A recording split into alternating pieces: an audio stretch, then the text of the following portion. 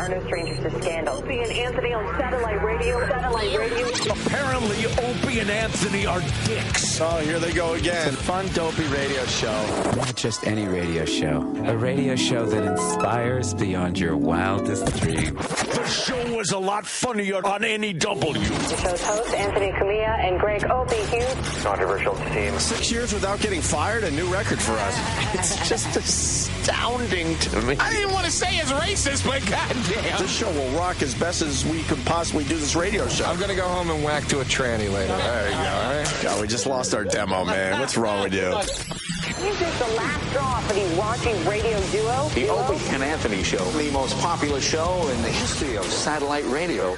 But enough of this palaver. Let's get the show on the road.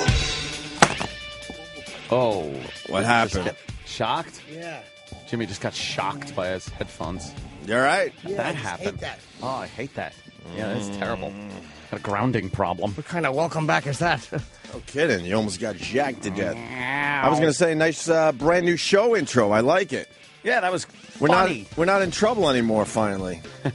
Our intros was all about us being in trouble. And it's the like, media you know talking what? about us being in trouble, and I'm thinking we haven't been in trouble in a few years. Yeah, so let's At move least. on. Move on with the new intro. Right. Very Morning, good. welcome to the Opie and Anthony Show. Everyone's weekend was fun. It sure was. How was Foxwoods, boys? Great. Had so much fun. Jimmy Norton, a genius performance Oh, again. thank you. So goddamn funny. New shit that I haven't seen. It's just like... Wait. You actually Really good. went and saw him? Oh, yeah. Wow. The Friday early show. I did. We went to dinner. Wow, we all you went had to dinner together. You had to take a break from the tables, huh? No, I hadn't started yet. Actually, we all went to the luxurious suite that Foxwoods put us up in. My God, that thing was great. It was like a hotel inside the hotel, his room. I had a lobby in my room. That's nice. And we all went out to dinner. We went Yep. to a very good restaurant. Oh, my God, the place was fantastic. Good. What was it? Paragon. Over there at Foxwoods. And, of course, lots of lofts having dinner when you're sitting with the likes of Jimmy Norton and Club Soda Kenny and Danny. And what's his name with the comic? That Keith? He wasn't there, right? Oh, Lenny. Keith the cop, yeah. Oh, Lenny the nerd. No, Lenny's a very funny comedian. I but like Lenny. He took a nap while we all went to dinner. I know. It What's was like, wrong come with him? on. What a girl. Oh, we were laughing. Why would you do Food that? was great. And then caught Jimmy's show. Like I said, really funny. Killed. Thank you, man. And then it was time to hit the tables and pay for some of the stuff that I enjoyed. How did you wind up doing? Whoopsie. Down. Yeah, down. I had a great comeback because I was really down. Whose ass is that? What's up? That's Jimmy. That's Norton? Oh, wow. Yeah, that's out on my balcony. Jimmy decided he was just going to let his dick swing in the breeze a I little. was genuflecting. Genuflecting. It's a ritual before any gig. Just overlooking the woods. I was It's a overlooking the beautiful woods. yes. foliage to overlook, and your there's dick's out. his ass just facing the window of the balcony. Wonderful. Yeah, you can't really see my penis. You can just see me looking pensively off into the distance. You kind of got your hip kind of checked a little bit to one side. Very nice shot right there. Very artistic. Yeah, artistic. That's what I That should call be it. your next album cover. I wish he would have fallen over the balcony and they found him with his pants down, Am I- splattered. Or my dick got caught in the railing and the helmet got ripped off. That was, what day was that? That was That was Friday. right when we got there, kind of Friday, yeah. Because Thursday, Why did you feel like you had to have your dick out? why wouldn't you? Is the question. Breeze was Yeah. nice. Did it felt good on your Wonderful. balls? Yeah, it was refreshing. The nice fall air. I was getting over illness. I was very sick. Oh, you got to fucking cool off the fever bag. Yeah. I was Thursday night. We did the show, and I was going to come back, so we left at about 10:30. And can I tell you the story? Oh yeah. We puking and dude, it was construction and what detours. a nightmare. Just a mess, huh? Dude. I think we were lost for about 50 minutes in those fucking woods around the hotel. Yeah. But how could you be lost? I don't know, because somebody doesn't wear his glasses when he drives, and when it says 95 right lane, we have to make a left, and then 95 south would have been in the right lane. Can I stop you for a second? Isn't it one road to Foxwoods, basically? No. Not You at that get off point. 95 and then what? There's a bunch of roads, or is it Like one road leading to Foxwoods? It's a 6-mile road from 95 to 2. And why doesn't he have GPS yet? Because he has the OnStar, which is hideous. It's like you don't use that unless your nav is broken. Here's what happens. We're supposed to make a left and then stay in the right lane in the 95 South. Yeah. Which would have put us on Route 2 to 95 South. Sure. But he says he sees right lane sign, and fucking Panicky Pete in a rainstorm makes the right. It was like the fucking. It was like a Rocky Horror Show. Stupid Brad and Janet. Yes. And as we're riding on these back roads, I'm starting to feel like queasy. And I'm like, I'm getting like really queasy. And he goes, let's turn around and go back. But we had gone like 3 miles. I'm like, no, just call in your OnStar. So when you call in the OnStar, it's a live operator, and it gives you one line at a time. At a time. It's stupid. So we're in these back roads, and we're doing these twisty, turny roads, and I'm like, pull over. It was pouring rain. I'm nauseous, and it's like because of the rain and the headlights and the fucking trees, I'm looking through a tunnel with just rain falling, and it was like fucking vertigo. Yeah. So I'm like, stop, and he kept stopping, and I was just getting out in that rainstorm Thursday night, standing there trying to make myself puke just to get it up.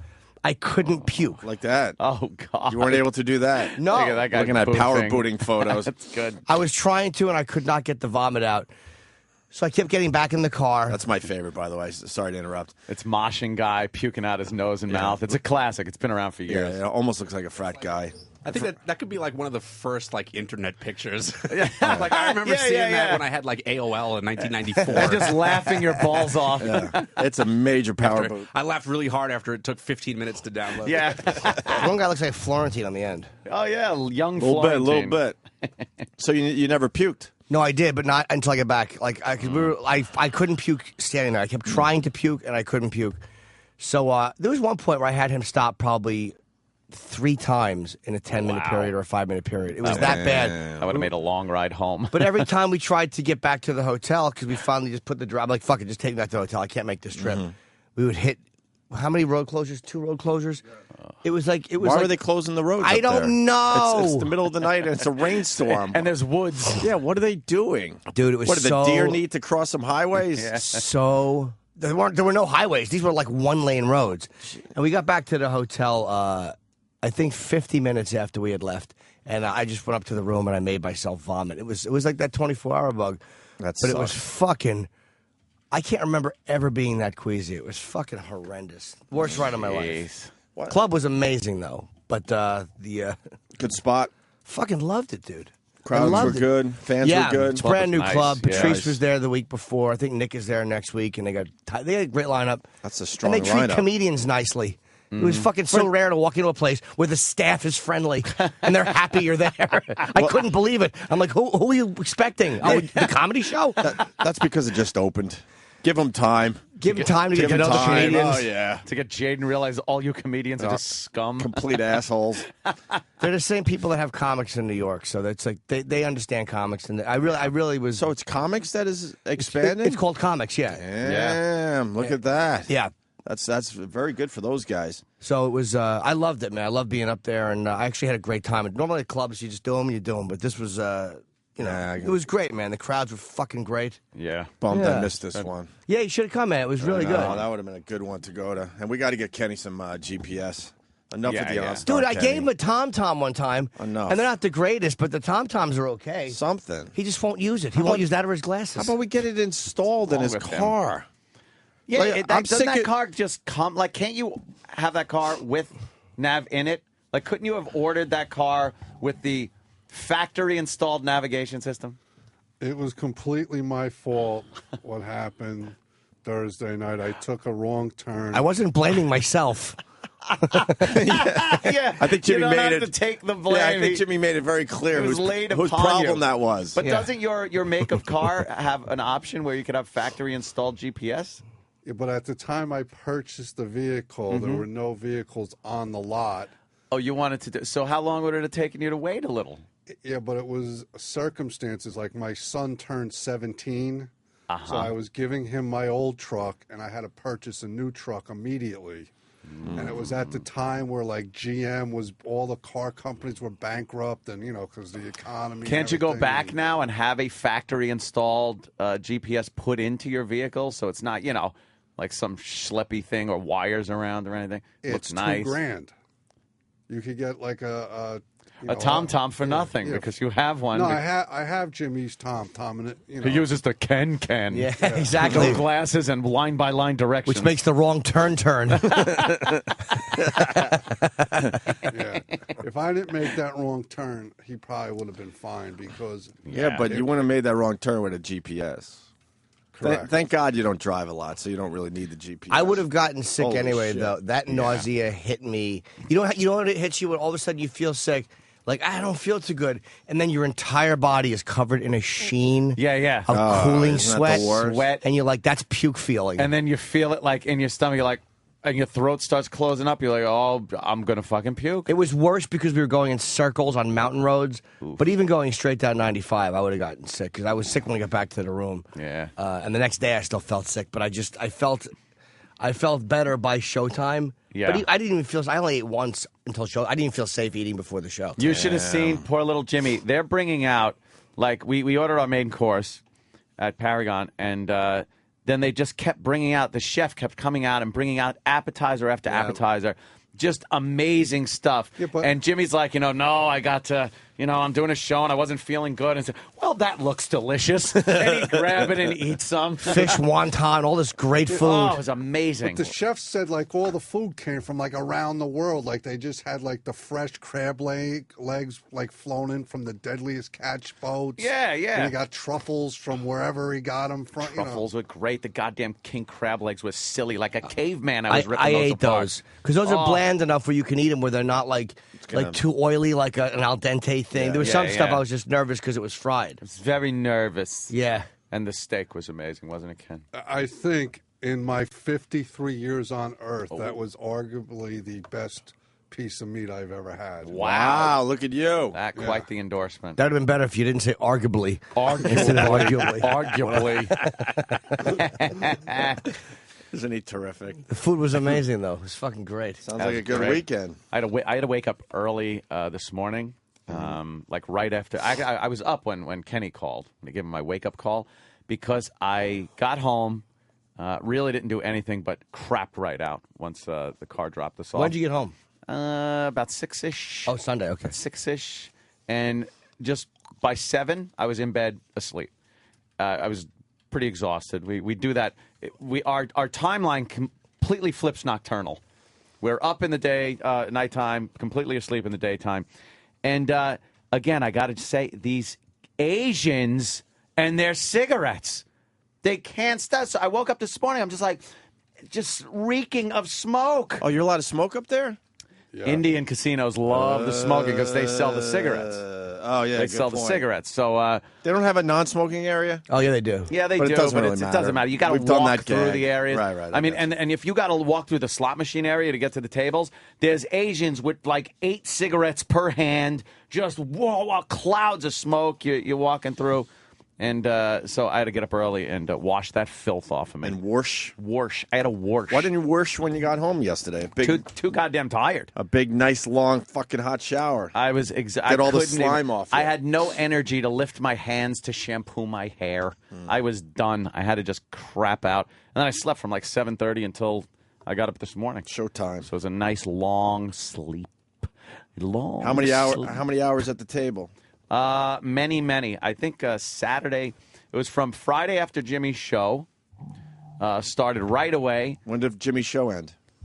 The early show, so. It was only one show. Oh, Friday, right. That's Friday. Right. 9:30, Done 10 by o'clock? 9:30. Done by 9:30, so about 10 o'clock I started, and I went until about 10 o'clock the next morning. Holy shit. So That's it was amazing. a good overnight, 12 hours straight. We went and saw him a little while after the Late Show.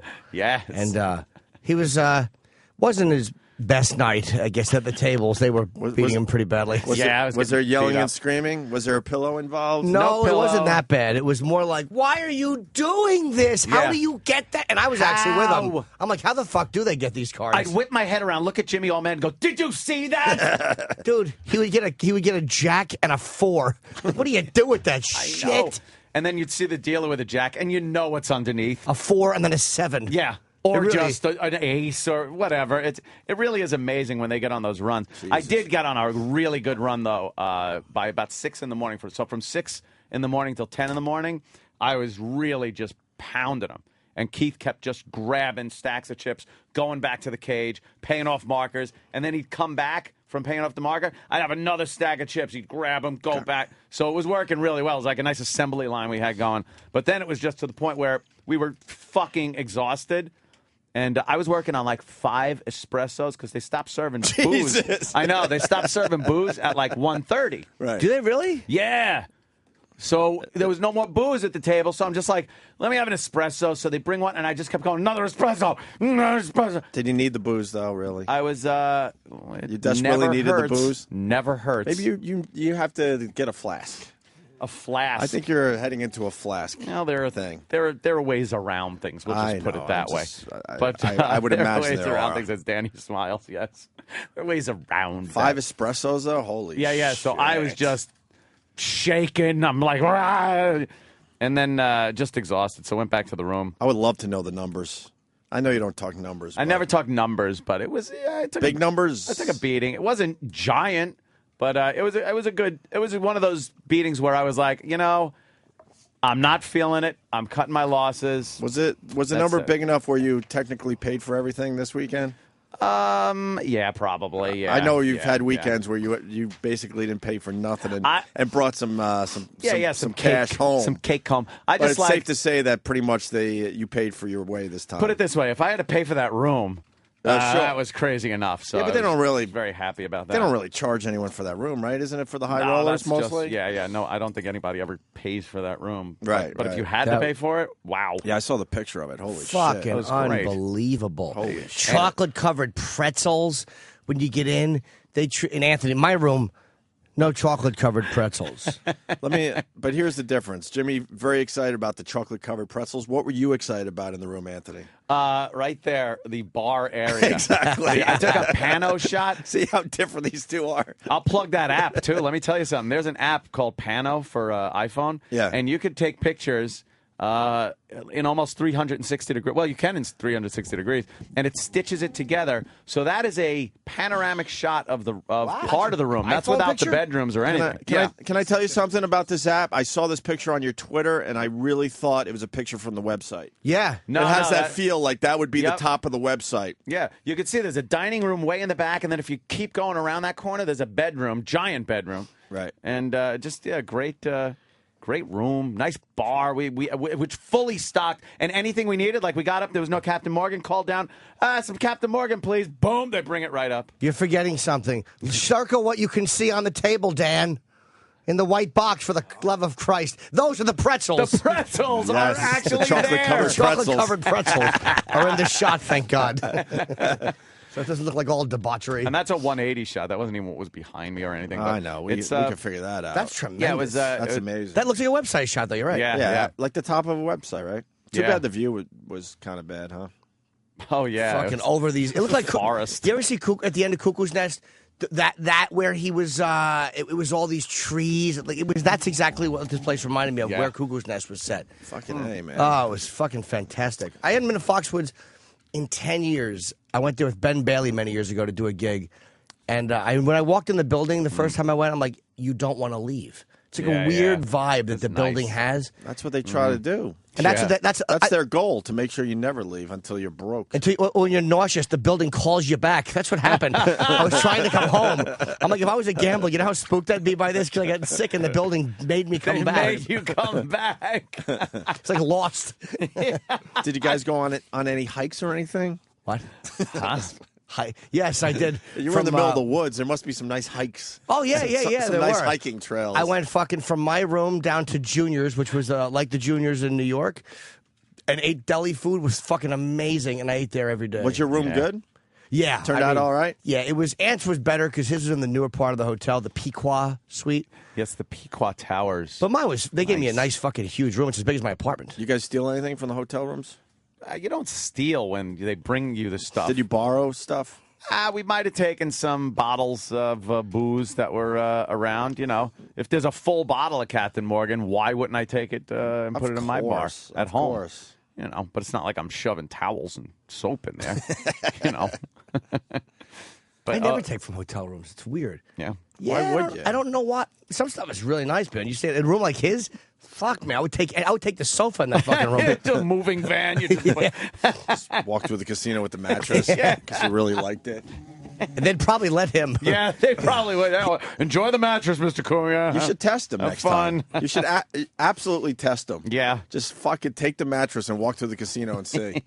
And then you show them your credentials. They're like, okay, I'm sorry. well, what were we thinking? Come here. Yeah. Dude, the chef came over to the table before we ate. Yeah. That's what happens when you're a high roller. They really make you feel good. The comic, I'm lucky the fucking waitress came over at Junior's. The high roller though, in that amazing restaurant we ate at. And you never even have to. You don't have to pick appetizers because you're getting every appetizer.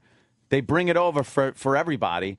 And then clear it away, and the next one comes in. Must be nice. nice. Prosciutto. Oh, the prosciutto, they melt in your mouth. That was fucking good. Everything was amazing. Grilled cheese, even. A little thing of grilled cheese and some ham on the side, which sounds like it'd be very amateurish.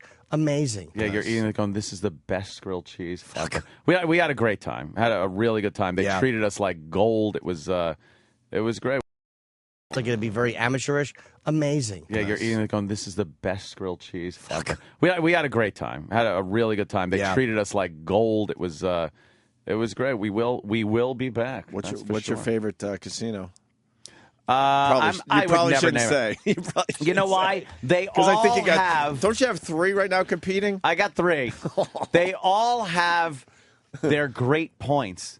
And each one a little different than the next, I hear know. you. So I knew you weren't going to answer. It's like trying to, if you have 3 children, Can I guess which one it is? trying to pick your favorite. Can I guess which one it is? Yeah, you can guess. You'll probably be right. Because, the bottom line is the bottom line, and you don't even have to finish. Yes. Okay. That, of course, is. Let me see. I know why, too. Yeah. But, I mean, they're all great. Yeah. Well, he's had some good runs. If you have some good runs, right? Oh, again, that also. There are certain casinos. Who has the best? Let me ask you this question: which casino has the hottest girls? I'm just gonna say it because I'm not insulting anybody, and maybe it'll help. Well, you got to help out these casinos. I'm being honest and critiquing the Borgata. You will come in your pants just watching the Borgata babes walk past you. Did you? They are amazingly hot. Yeah. Foxwoods girls, not so much. Now, all I could think is it's probably very difficult to get hot girls either in that area to live in an area because it's pretty desolate around There's nothing there. around the casino. Or commute to Foxwoods. So you got the locals. Got locals. Atlantic City. You got Philly chicks. You got Philly chicks. You got like hot girls that could just commute there. So it's probably a lot harder to get the hotties that they get at the Borgata. Borgata has really hot chicks, but then you go to I don't even want to name the other casinos. The Trop. You go the Trop. It was like it was like the woman I see at the diner at 3 a.m. with the egg plates up her arms and the pencil in her bun, where those boobs are pushed in. Ugh, disgusting. And just kind of like, well, how do you explain it? They're spilling out the boob pushing out. She's got back fat boobs. There you go. Yeah. Who needs that crap? Good enough. No, the Borgata babes are by far. They knew what they were doing when they hired those girls and gave them a name and everything. So what's their name? Borgata babes. Borgata babes. They call them that. They're known as that. They have calendars and stuff. Oh yeah. And one hotter than the next. Yeah, they're all right. really hot. So and then when you got a casino like that cuts off at 1:30, these girls probably aren't making the money that they would. Wait, can I ask you when something? It's 24-hour drinking? Why do they cut off the drinking at 1:30? Connecticut law. Connecticut law is 1:30. 1:30. Stop drinking. I thought they were fucking around with that shit. Nah, they have some really strange laws regarding drinking. They won't give you a second drink unless you've completely finished your first one. So you know how sometimes you'll order a beer, you'll have a quarter left when it comes. Yeah. They will not give you that second beer until the waitress will stand there with the beer on her tray. Is that an actual law? While you chug down the Oh, so that's making people chug. Because that's not gonna prevent you from slowing down your drinking. I've given back like half a beer though, and been like, give me another one. This one's pissy warm. all Why right. not? Fuck or it. if you give up that beer, they're free. You might as well, If you give up the backwash beer, then they'll give you the fresh one. Yeah, you could give it up. You don't have to finish That's a dumb law. Yeah, I don't know that. And then the 1:30 thing is weird because it's 1:30 and you're sitting there, and now by 3 o'clock you're going to start feeling a hangover. 1:30 in a casino is really weird, especially. Yeah. Maybe You out want and to just go about. 24 hours. Maybe out and about 1:30 is not as bad, especially up in that area. I've been there 8 in the morning at some casinos, and hey, when do they? Bud Light, please. Starts back up at 8.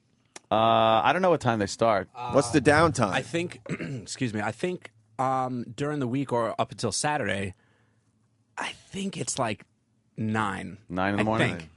But on Sunday, like if it's Saturday night, going into Sunday, that's noon, right? They cut you off from 1:30 to noon. Ouch.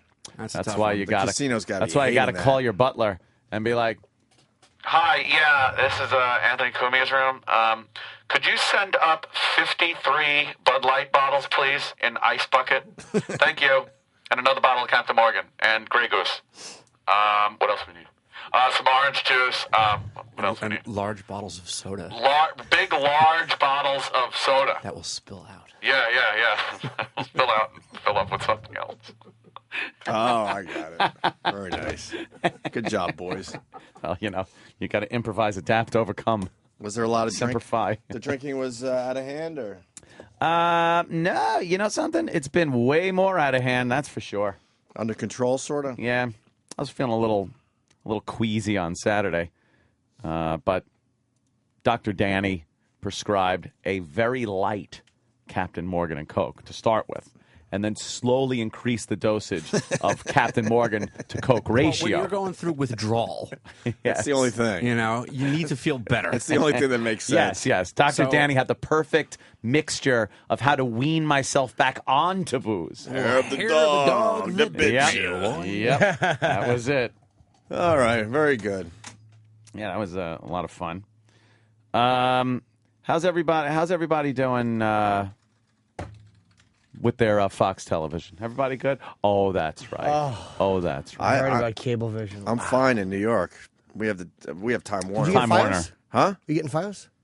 I don't know what's going on with that. Oh. I didn't make the building meeting, so I don't know what's going on. I'm waiting for the memo. Okay. But I'm turning over to Fios. Fuck these cable companies. Enough already. This is People another got just fucked. cable. Yeah. Now, Cablevision is where? Is it all over the country, or is it just in the New York area? I don't know where it is. New I know, York, some upstate, Philly. So it's Philly and New York area mostly? Yeah. They fucked over their customers, man. They completely. Then again, we all know customers don't mean shit to these corporations. No. And that's the It doesn't matter what corporation, by the way. That's who's taking it up the ass is the customer. If you're you want Fox to watch, maybe you want to see the Phillies game. Mm-hmm. I don't know, maybe. So in New York, people couldn't see the Giants game, right? And playoff baseball in general, right? And then Philly. You could see the Yankee game because that was on TBS. Okay, right. But but the Giants, a lot of football fans. a lot of football fans. Giant games, you weren't seeing that. So a lot of people didn't get to see the Giants yesterday? Holy shit. Yeah, that's enraging. And then in Philly, they didn't get to see the Phillies game? Didn't get to see the Phillies game. If you have Cablevision. A lot of the guys down there have Comcast, though. If this stretches out, the World Series is on Fox. So, but I'm saying to Fox, just fucking do it. Because then they'll break up these cable companies. Just do it. Do what? Don't negotiate. Let it go away. Oh, don't give Cablevision Don't give Fox. in. No. Oh. And then let people figure it out on their own. They'll get their DirecTV, their Fios, and other ways to get their Fox channels. Or is it cable? Cablevision stinks. That's just it. The blame between these two goes back and forth to that's a where good no point. one understands whose fault it is. It's like Cablevision says, well, Fox can give us their programming and we'll play it through negotiations. And then Fox says, well, Cablevision's holding us hostage and they're keeping us off. And no one gets the real deal of what happens. After the last debacle with Cablevision, I didn't give a fuck whose fault it was, who pulled the channel or who threw it off their system. I was not dealing with Cablevision anymore. So whether it was Fox's fault or not, or last time it was ABC's. Well, let's be honest, it's both their faults. I said, fuck you, I'm going to Fios. There's a greed thing going on. Fox pulled their channels, is what Danny's telling me. So, and by the way, also just so we have the info, most people do have Comcast in Philly, so it must be the outskirts of Philly. Yeah, whoever it is, they're fucked. Yeah. You know? And then Long Island is a big Cablevision place. So Long Island really got fucked. So Long Island got fucked, and if it does go into the World Series, I think people will be very angry that they can't get the World Series here in New York if the Yankees. But it doesn't matter if the customer gets angry. What? Oh, it does. It does. It does. It may matter with me. Yeah, you were able to get Fios. And dude, it was one of those deals where I have like fucking 5 converter boxes in my house. I got TVs all over the place. Let me slow you down though. When it really fucked Cablevision. When you went to Fios, because what was the problem back ABC. then? ABC, okay. So ABC had the same thing going on that's going on now. And with their Fox. shitty service and signal. So how many people do you think said fuck Cablevision after that? Enough where they are sending fucking people out, stomping the streets and knocking on doors. And trying to get them back. And trying to get the customers back. And I like I said, I had a Cablevision rep come to my door a couple of weeks back, and I told him flat out, I said, I will not go back to Cablevision. There's nothing you could offer me. I told him, you could give me free cable, fully loaded for a year. I won't take it because why am I getting, I don't want free shitty service. I want to pay for good service. Yeah. And that's what I'm getting with Fios. So fuck your mother. And then, of course, Fios will blow it somehow. Well, when that happens, then I'll be like, these companies that happened. But it's right just now, how these companies are. Right now, it really looks like they're trying hard to keep shit like this from happening, keep the customers happy. They're constantly updating and bringing new shit on board with Fios because they have, fiber optic right to your house. So there's a lot of interactive shit they could do. They got that red zone with the football fucking. How great is that? I still don't have red zone. You could check your teams if you have fantasy football, like right on the fucking screen. Yeah, you we were could talking line about up all that. They got like an app or something. It's great. They got widgets. Widgets. Right. Like you go to fucking Twitter, Facebook. It's just Netflix. Like it's all in one place. Compared to Fios, I mean, Time Warner is so just archaic. Same thing with Cablevision. I know. And the guy's trying to tell me at the door. He's trying to tell me what they're working on. It's like I don't want to fucking pay for what you're working on. I want to pay for what you got, motherfucker. Yeah, I mean, your TV should be doing a hell of a lot more. Yeah. Than it does. Yep. And you're one of the lucky ones with the Fios. Yeah, that's why I laugh now. I laugh at people without Fox. I was talking with Sam, who doesn't have Fox. He was very upset because he's got Cablevision. He's not upset at all. He was being a little sarcastic. No, I don't think he was being sarcastic. I was very upset that I don't have no data available channels. He has 2 no data available channels, and me with Fios, I can't get those channels. Well, that's they're doing a marathon, the no data available marathon. He's on season 5 already of no data available, and me on the other hand, I have to on purpose. I have to skip over Fox and my 9, so it doesn't give me the option.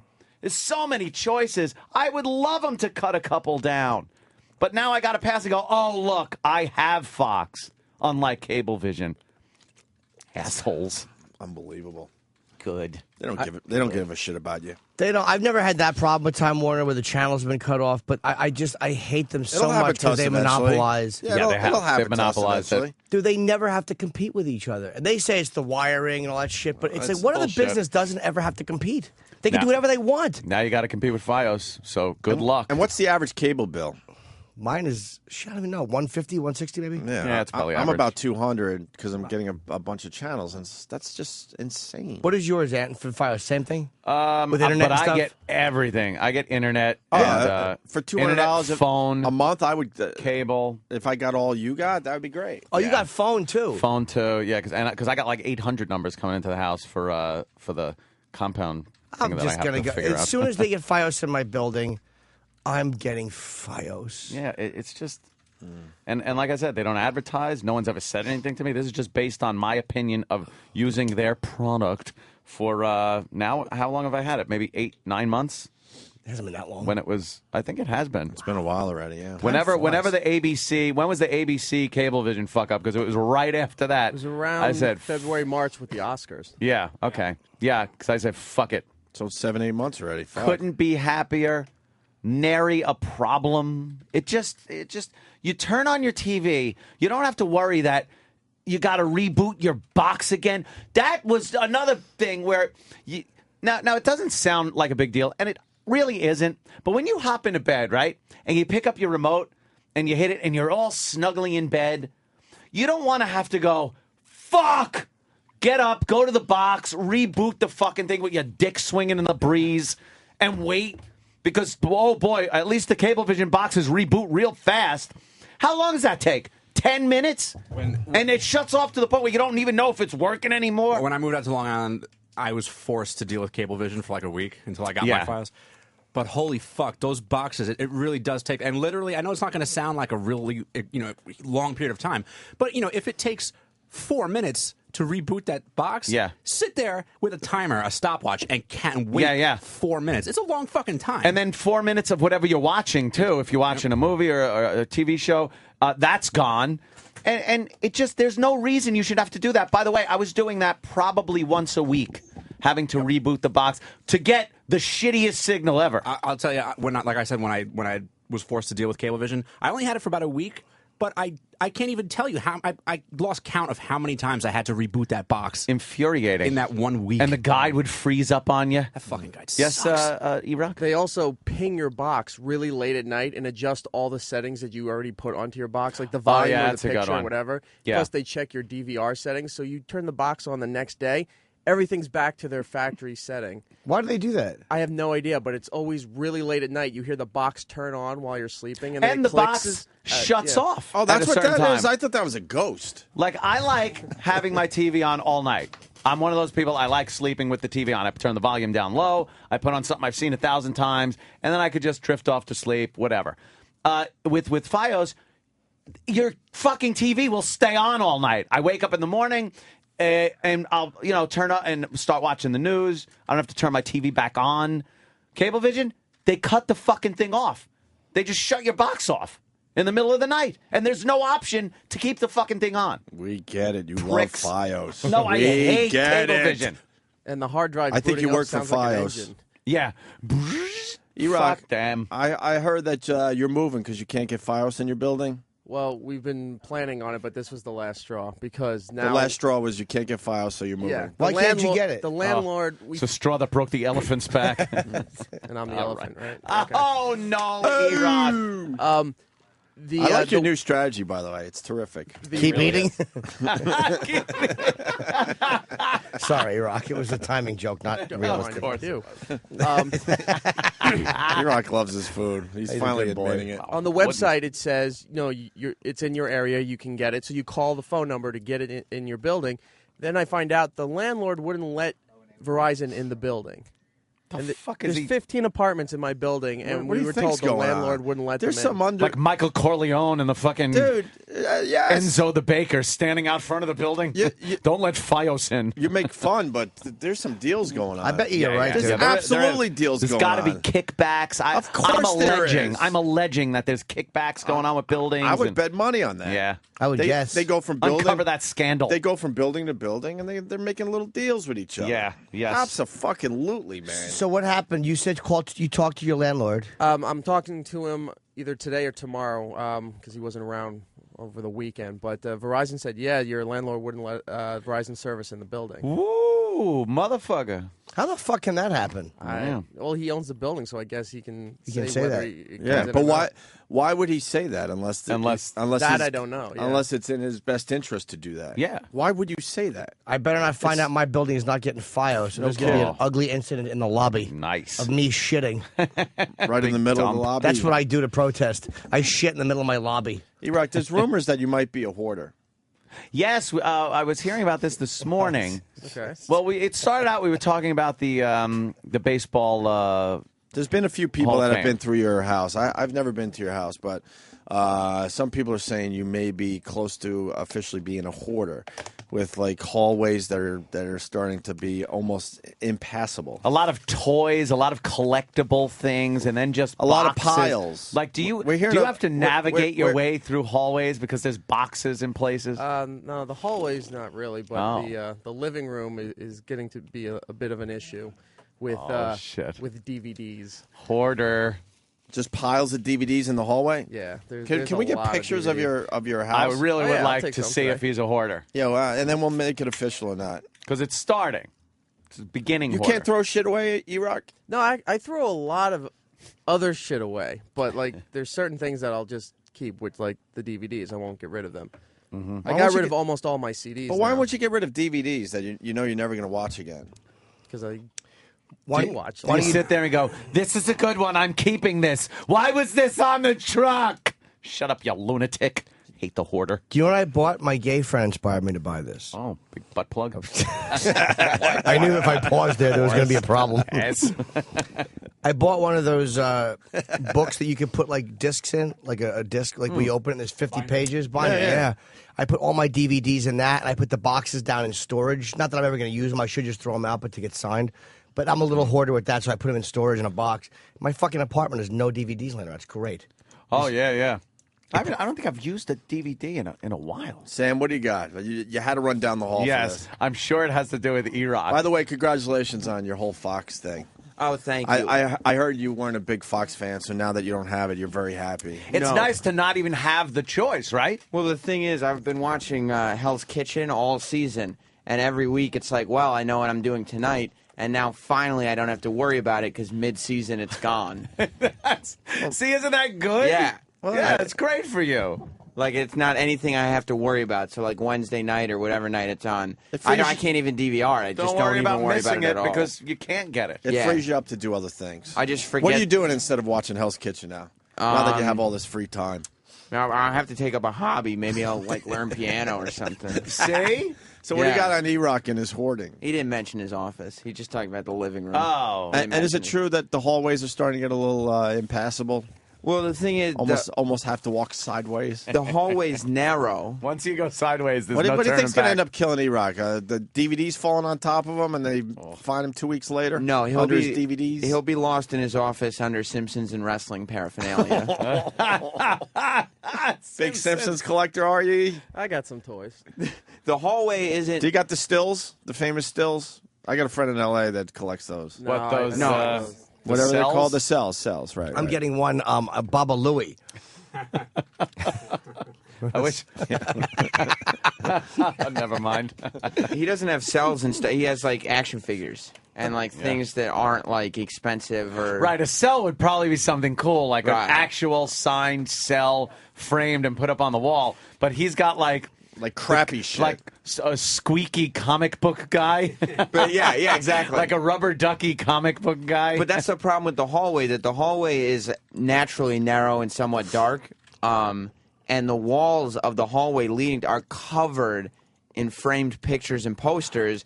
So it gives the illusion that it's even narrower, that it's caving in on you because there's just things everywhere. Right, Do you have Pin Pal Mo? That's a rare one. No, I don't have that series. No. Oh. Why don't you have Pin Pal Mo? He's all Because dressed up for bowling. It got too ridiculous. It's like, here's all the original figures, then they make all the variations. of Wait, those is that Pin Pal Mo an original? No, that's a variation. So is that expensive? It's probably 14, 15 bucks. Well, here's what do what you he's do not, with it Here's what he's not eventually? mentioning. Kick it. That he didn't buy these when they first came out under the excitement of, they're in stores, I got to pick them up, it's an impulse buy. Right. He started, these were in stores 5 years ago. He started collecting 1 year ago. He just bought them all on eBay. No, I had the original At family. super inflated prices. Yeah, he just kept getting packages of Simpsons figures until his fiance told him to knock it off. Wow, she did, huh? Yeah, she said. Do you know, by the way, all that shit's going when you get married? Probably. Do you know, it's not probably, E-Rock. It's definitely. I'll take a some girl of it. is not going to come in to a house. Well, they live together already. But it doesn't matter. Marriage gives the girl a license to clean house. Oh, and then they're going to move? So guess what? Let's leave these in the boxes for now. The big out of here. E-Rock will have a man cave. The big blue Simpsons man cave. The big blue got junk trucks are going to pull up in front of the house. There are some piles that were made for eBay now. Yeah. The stuff you just bought on eBay is going back on eBay. Back to eBay. Yeah, but How about your balls? Because those are going to be readily available once you get married. It's not like I'm using them now. So. Oh, damn. E-Rock's office is a problem. Yeah. That's where like piles of stuff are and lots of toys and like a toy $1 million belt is hanging above the door. A toy? I like how he calls it a toy. Well, it is a toy. It's not like a replica. Sam wishes he had it. Yeah, but No, this is 'cause coming you from a bought it- guy that also collects toys. Yeah. So they're fighting. These two are fighting. Who's the bigger twat? Hey, we've Right. traded stuff too. We have traded. Oh, really? Ew, what did you Hopefully trade? AIDS. So why are you making fun of his toy belt if you got one too, Sam? Because I would have said it when you asked me. And he came out and just said, yeah, I collect DVDs, and didn't mention that he's got a toy chest in his office. What'd you two trade with toys? A toy I wish I had a toy chest. Yeah, what you guys trade Just back and thumbtack forth? to the wall. Well, when they put out wrestlers, when it's their first figure of this wave, Yeah. they come with limited edition title belts. So I gave him a John Cena, and he gave me an Undertaker. That doesn't seem fair.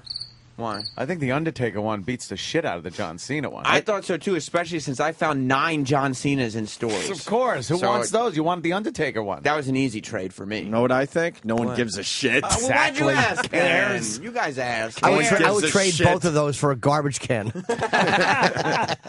Let's go in there Did with you a dock to seal the deal? Yeah. Did you make the Shook two dicks. figures kiss as you two kissed? Look, you smushed their little fucking wrestling figure and lips together. While you two fruits connected your fucking awful skin dick. Do you guys trade semen too? No, of course yeah. not. When That's you're docking? Like blood brothers, only with cum. Do you guys dock? No, that's when you're ridiculous. trading? That would No, be of silly, course right? Are you sure you don't dock? No, neither. We're both circumcised. Neither has foreskin. Do you have to clear things off to do things in your office? Like, is it covered with shit and? Like, do you have to clear food off to eat? E-Rock, you think your toys are going away when you get married? Yeah, Some of them I vote are. yes. Yeah. I definitely think they I are. vote yes. I think his fiance is very frustrated. She's with collecting. she's like a real woman. Does she collect She's not shit too? She's not a kid that wants toys around her fucking house. Does she collect too, E-Rock? Yeah, but she collects things I guess an adult would collect. Like what? Fat men.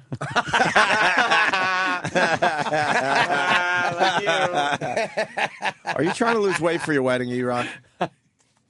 Does it look it? Holy shit! I am so God bless you, bummed. I have to. I'm in Poughkeepsie the weekend he's getting married, and I had to send out my decline. Ooh. I never care about missing a wedding, but this one I'm so I know. I would like to see fucking bummed I can't I be know. there. Let Man. me- There's a lot of family that has been telling me that they're so disappointed that you're not going because they wanted to meet you. Yeah, it literally do this. It's I'm gonna not be a even good plugging wedding. bananas in Yeah. Poughkeepsie. It's just one of those gigs where the money is. I can't. They already started selling tickets. I can't do it. Can I tell you for something about business. this wedding? Eastside Dave is going to fuck this wedding up. Oh, he is no, going he's to there. ruin. I'm hearing rumors. Oh, He is great. He's going. going there just to fuck it up. Yes, Thank he will God. destroy Eric Nagel's big day. Okay, I gotta reschedule some shit. It's gonna be great.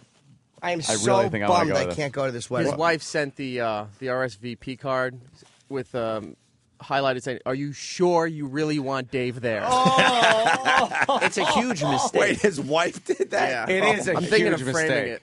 He's been going on special delivery for the last 3 weeks and talking about how excited he is to fuck up Eric's wedding. Oh no! Because he just fucked up somebody else's wedding, and now he's got it in his blood. That He needs fucked to up do his it. own. Jesus, come on, let's be real.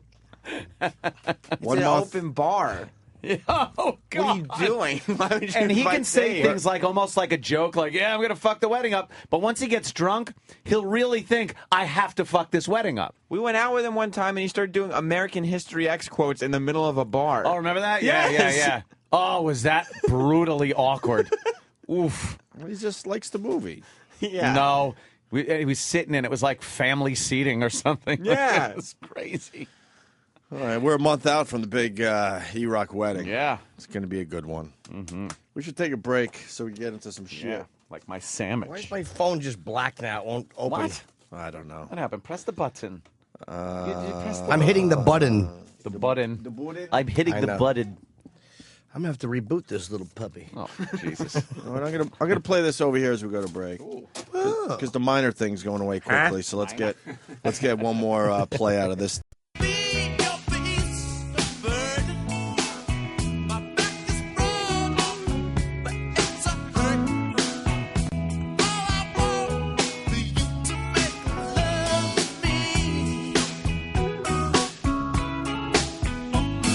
Let me guess why he's playing this. You know? I think I do. All right. I was think I trying know to the figure it story. out. I don't know. I think I know the story. Didn't Keith Richards just come out and say that Mick Jagger is unbearable? Are you kidding Yeah. me? Yep. Yeah, Keith Richards was like, he's not happy with Mick Jagger. After He's 40, unbearable. what would it be at this point? 45 years, maybe? Quite a few, yeah, quite a few Actually, years. more than that, probably. Yeah. Get the fuck out But of they here. seem like the type that, he probably has said that. He said that before, probably. And Look, it's not easy working with the same person for many, many years, but to say unbearable. Unbearable. I mean, they fucking made a lot of money together. Jagger was unbearable.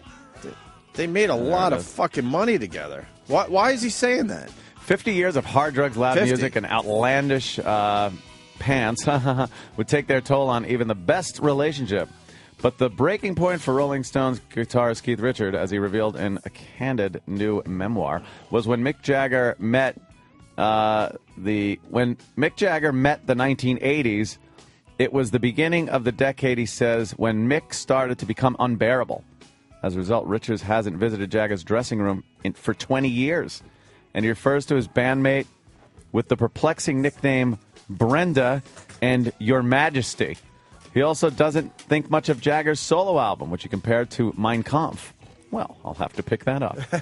Despite these knocks, Richards insists the two will continue to tour, or at least think about it.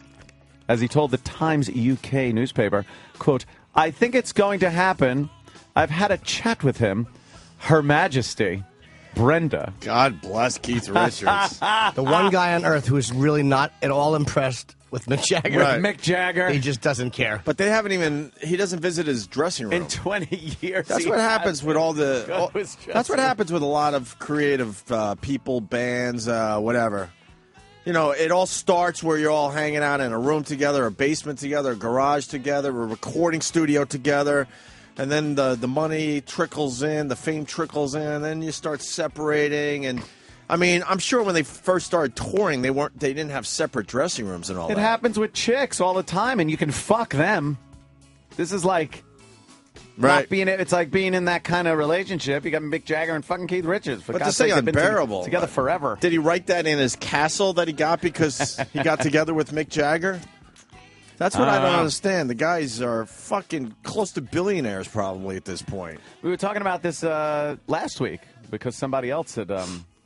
Who was it last week? We were talking about a couple of big stars that kind of were together, made some cash, had some popularity. Oh, wow.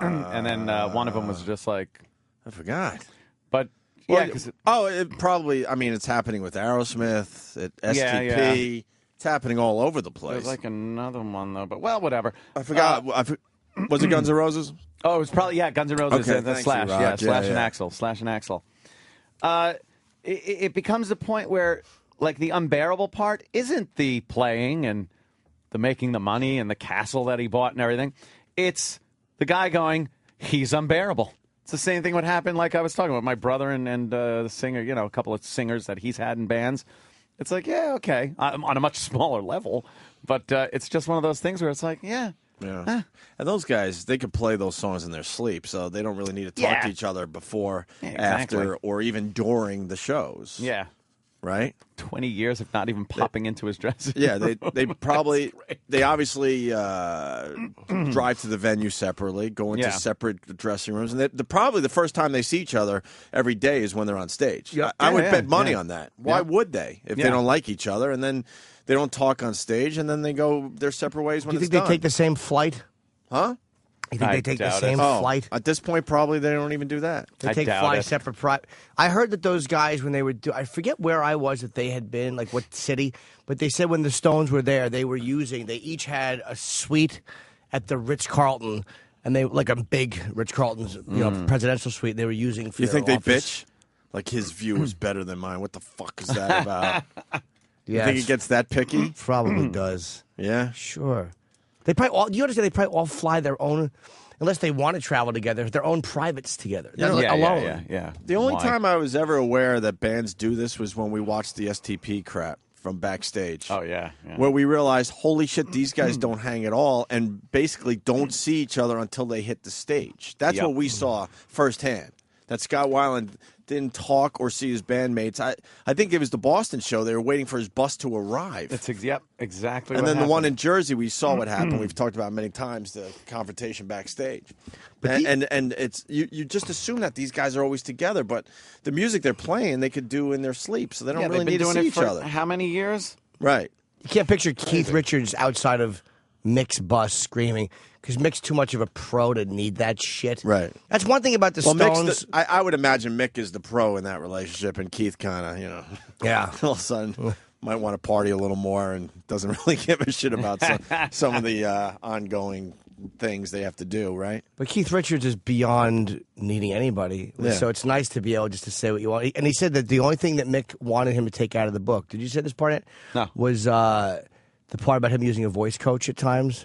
And, what's wrong with that? I don't know. Maybe there's more detail. I don't know. Maybe Her Majesty Brenda.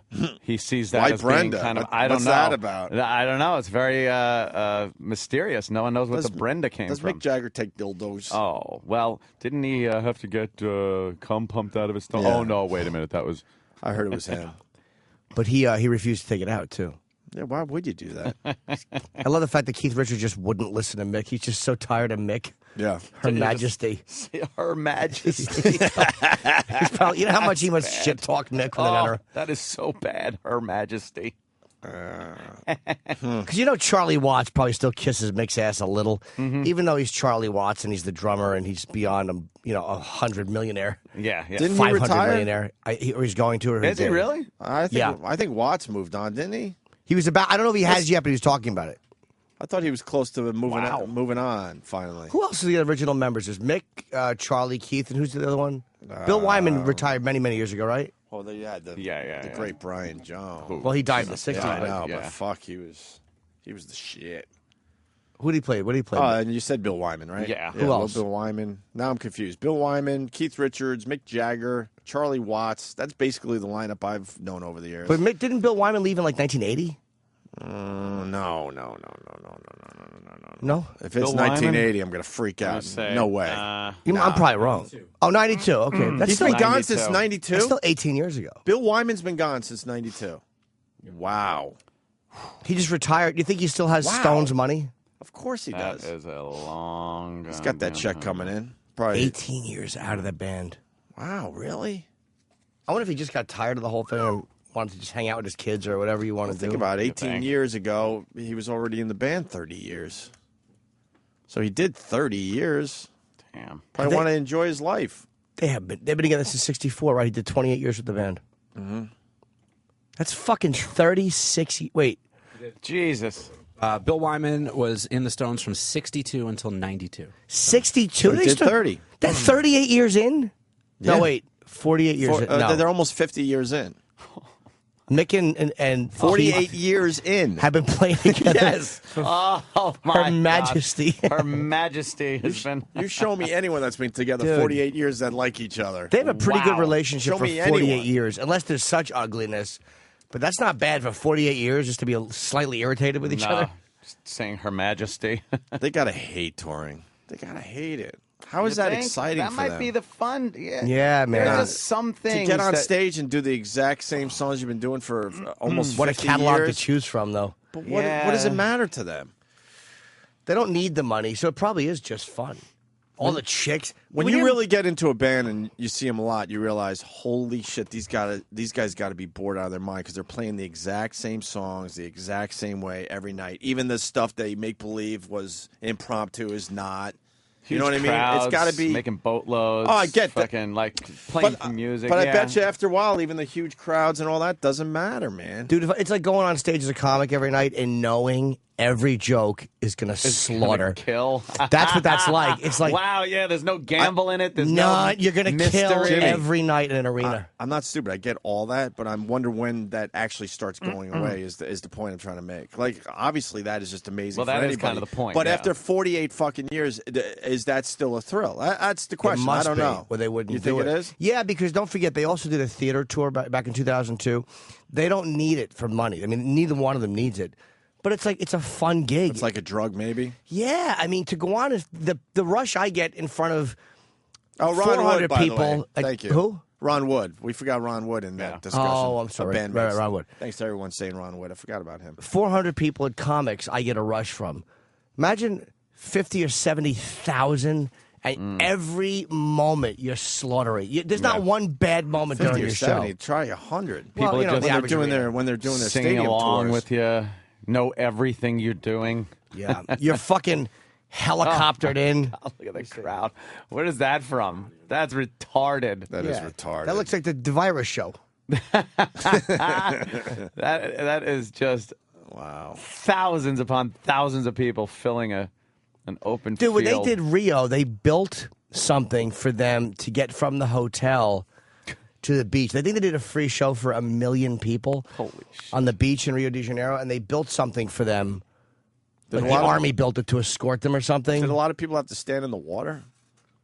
Yeah, How do you get 1 million 50 people on feet a of beach? beach. Yeah, right. They're bobbing up and down in the water. I'm guessing they closed the roads. Wow. Is that Rio right there? That's- That might be Rio. That's the Rio. That's crazy. Where's the stage? It's so large. Where's the stage? Who can even see? Some of these areas look like they could be a stage, but they're not. There's boats out there, too. Yeah, where is the stage? Is that... No one knows. But that's around where we stayed. You see how far back that goes? Mm-hmm. That's exactly where we stayed when we went. That's right by the Othon Hotel and all that stuff. Wow. Fucking million. You know where all that is? Here. Yeah. But seeing the Stones there would have been scary. You know the pickpocketing that must have been going on? Yeah. And how many... You know how long you must have to stand there for? Holy fucking shit, is that a lot of people? We're looking at images of them on... Is that Rio? Them on stage at the end of the show. What year was Rio? A few years ago. That's it? Only a few years ago? My God. How long ago was that? It says 2002. Oh, okay, 8 That's years already ago. 8 years ago. Wow, and there's the... That's a quick 8 years for those guys. That is a lot. Was it a free concert or something for some... I don't know why they did it. Because they don't need the money. Promote my website or something. Fuck. God damn. I can't stop looking at that crowd of people. They are old. Just look at Charlie Watts. Charlie Watts looks doddering. He just looks like a confused man from the Home. Like they just pick him up at the Home to play drums. Is Mick Jagger pushing 70 now? He's got to be 58 years. 50. I remember when they made a big deal when he turned 40. And they were basically saying, is that it for the Stones? Can Mick he Jagger? still rock at 40? Right. And now he's got to be 67. I'm going to guess 68 years old. Should I have had went it with the your first time. guess. Yep. But when's his birthday? July 26. Oh, so he just turned 67. 67, huh? Wow. Mick Jagger is 67 years old. Holy shit. And I saw recent concert footage of him, and he's still, regardless of what he sounds like and everything, because he's like... No, he still sounds good. No, it was this. It's a ho, ho, get up with me, give me, go, top blue, give me, yo, talk with me. What was that live concert that was on? That was what we were watching. I think it was on like Palladia or something. But it was terrible. It was awful. But when you have 1 million people in front of you, that's how you have to get your voice out there. I know, yeah, maybe. I don't know. But the impressive thing was, this motherfucker did not stop running back and forth on the stage and moving around. Like he's 67 years old, and he didn't stand still for a second. I have to say, he's probably the best frontman ever. You have to say that. The longest. He's been up there the longest. Because he still sounds good, and he still is nothing but energy. You're right. For an hour and a half, whatever, he does not stop he's moving. running around. Running. That's why he's got no fat at his age. None. You're not going to get an argument from me. Yeah, I think you're right. Joe in Philly. What's up, Joe? Yo, what's going on, guys? Hey, man. Hey, you know something? Mick Jagger is a marvel, and for his age, for him to be able to do that is amazing. Because I've done it, and I started in my late 30s. I was getting winded, for him to be pushing 70 and be that active and be in that good a shape. I mean, he's a rail. That's amazing. Mm. I mean, his voice, he can still put his voice out there. There are guys that barely have anything left. And, he's been doing it at a pretty high level, for 50 years. I don't think it's the money for these guys. I just think that if they didn't do it, they'd have no more purpose in life. He'd probably just die. Yeah, what else is Mick Jagger going to do at 67? To compete with that high? He's done a million people. Yeah. What do you do? fucking go out with your chick to see her friends. I love how Jimmy picked something that would annoy the shit out of him. Out of Jimmy personally. Yeah, out of Jimmy. It would annoy the shit out of Jimmy. But seriously, what do you do to compete with that? You don't like your girl's friends? No, any girlfriend. Like just thinking about going out with your chick's friends, and they're all asking you fucking questions. So when you did tattoo you, shut up! Shut the fuck up. Let's get a tour together. I can't take this fucking cunt. You're trying to do anything but go out with her and her friends because you know she'll be dragging you all over because you're Mick and she wants to show you off. My friend's having some people over. It's a Saturday night. You should be on in front of 200,000 people, but you're talking to this fucking twat friend of hers. And then one of her friends has to go out of the way to say, "I'm not even a Stones fan." Oh yeah, that would be the big thing too. When you have any type of fame, we all have it in this room. You get those people that have to go out of their way in your inner circle to go. Yeah, I don't really listen to the show. I'm like, why are you even bringing that up? Yeah, I don't listen. I'm not a fan. You're just trying. What are you doing by Who saying brought that up? Someone brought it up. Over the years, many people. Yeah, it happens a lot. Family members even tell me. And aunts and shit. And they're the ones that know every fucking thing you've ever done. It's not just one person, Jimmy. It's happened to me over the years. Like, people have to go out of their way. I'm not talking about, like, people that don't like you or they're fans of another radio show, so of course they're going to do that to you. I'm talking about people you live with day in and day out. Yeah. And, like, what do you had to say that. Why?